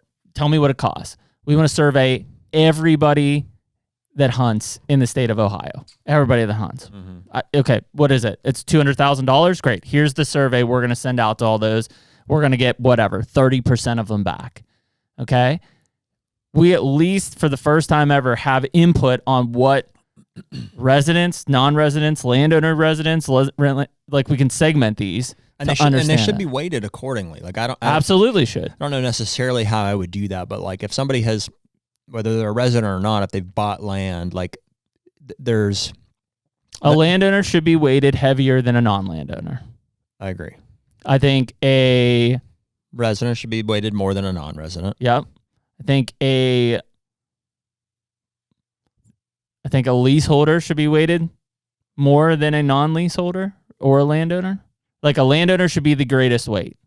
Resident landowner. It's tough. I don't know. It's tricky. You could put a whole algorithm to say, okay. That's what you need. Yeah. You need some algorithm that says resident landowner carries the most weight. I would say somewhere like tied is resident, like hunter and non-resident landowner. Like the resident hunter has a lot of, even though the non-resident landowners bought land there, he doesn't live there. He's not a resident. Yeah, for sure. So they're weighted like together. The non-resident dude who just comes and hunts is like the low man on the totem pole, essentially. Mm-hmm. Some weight system like that. But I think you would be, I mean, if it's disputable too, because it's like even the fact that you have to own land, it's like I don't want, things that make, are pushing hunting towards being like a rich man sport. It's like even the buying of land does that inherently. Mm-hmm. I don't know. I don't know. I'm too far. So does the late leasing in this of land. podcast to fully figure it out today, but yeah, there's something there. So though. does leasing for sure. So I mean, I guess the question is like if all of that is weighted correctly, figure out what the algorithm is. The result output is we want corn piles. Mm-hmm. Kind of have to just say okay, right? Unless there's a biological reason to get rid of them, like disease, which there is, then you kind of have to say okay, hunters want corn piles. Sure. Yeah. Well, and I guess, that's the situation that's the democracy we're in now. Yeah. That's what's happening now. Right. So, is it though? That's what I'm saying is like, I don't know if the hunters do want corn piles. Well, the surveying isn't happening, but what you're saying, the result there is the situation that we're in. Mm-hmm. Like they do exist. It is what it is. Everything else around it is unfolding the way it's unfolding. Mm-hmm. So, and I don't know what that is. I think it's like, well, I guess we do. I see people increasingly dissatisfied with the experience, people continuing to purchase land to try to isolate themselves from that, and people quitting hunting because of loss of access. Mm-hmm. So none of those are good. No. Right. So, that's why we're having the conversation. That's where the grown-up in the room has to intervene no matter what the public says. Yeah. It's like, cool, I want ice cream for breakfast. I don't care. That's not what you're going to eat. The sole purpose is not to have bigger bucks. Like I can make it sound super simple, but like it's honestly, really the experience. To me, it's all of the above. Yeah. Anymore, it's the fear that we're going to continue to leak out hunters to a point of no return. That's a big part of it. It's also that access will continue to decline to where, even we who work so hard for it won't have that opportunity. We will. What are they going to do? Take away our land? Yeah, raise your taxes so you can't afford it anymore. Yeah, fuck no. That's what'll happen. That's when a war starts. Well, yeah. Good luck.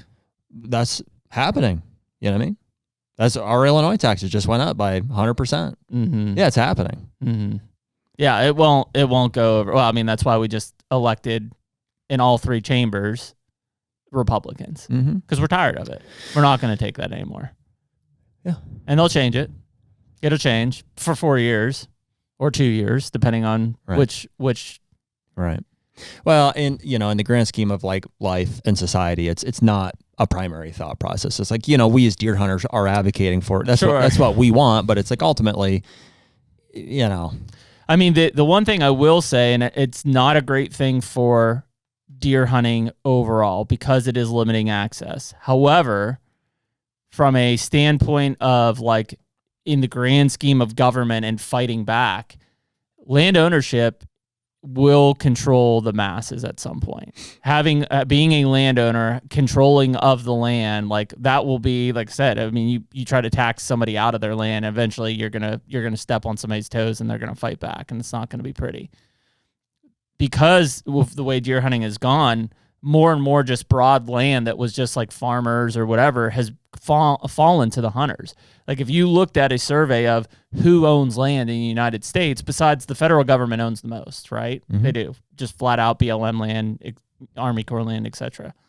you start to look down at the like private landowners besides the Ted Turners of the world and, you know, whoever else, like you're getting to the level of like deer hunters occupy a lot of space land wise in especially east of the Mississippi because they've been forced into basically buying land if they want to preserve their hunting experience. If you looked at that 20 years ago, I would say that most people that own land were not deer hunters because it was all permission based and farmers own land and whatever else. Now all of a sudden these deer hunters are just buying land like crazy because they feel like they have to, they're compelled to. Yeah. So that has changed the landscape. I don't think that the federal government has recognized that yet. At some point they will. They'll start to look at who owns rural America, and it will be an overwhelming amount of deer hunters, although farmers will still own a ton of it. There'll be a large amount of deer hunters as compared to 20 or 30 years ago. Sure. Large amount. Yeah. And I don't know how that plays in from a local politics standpoint, but you know, to the point of what we were just talking about from Kyle on like the you know, the recreational tax for land and stuff. At some point people are gonna be like, yeah, we're not doing this shit anymore. Who are you? I don't know, man. I don't know where that point is. I mean, we put up with a lot of bullshit as it is. It tips at some point. And I think it did just tip on November 5th. Yeah. That was the first tipping point to where it was like, no, I think we're done. I don't think we're going to do this stuff anymore. We're going to boot you at a local level. We're going to boot you at a Senate level or House of Representative level, at a presidential level. We're not going to do this stuff. Mm-hmm. How it changes from there, like, I don't know. We'll see. All right. But at some point, the people always will make the decision for you. So, what to say? Leave with that. Live with that. Anyways, we appreciate Kyle from Team Radical coming on the podcast. It's November 18th. If you're listening to this, happy Turkey Day. Stuff your face with food this evening. Enjoy it with friends and family. And we'll catch you next week, which happens to be December. Later. Take me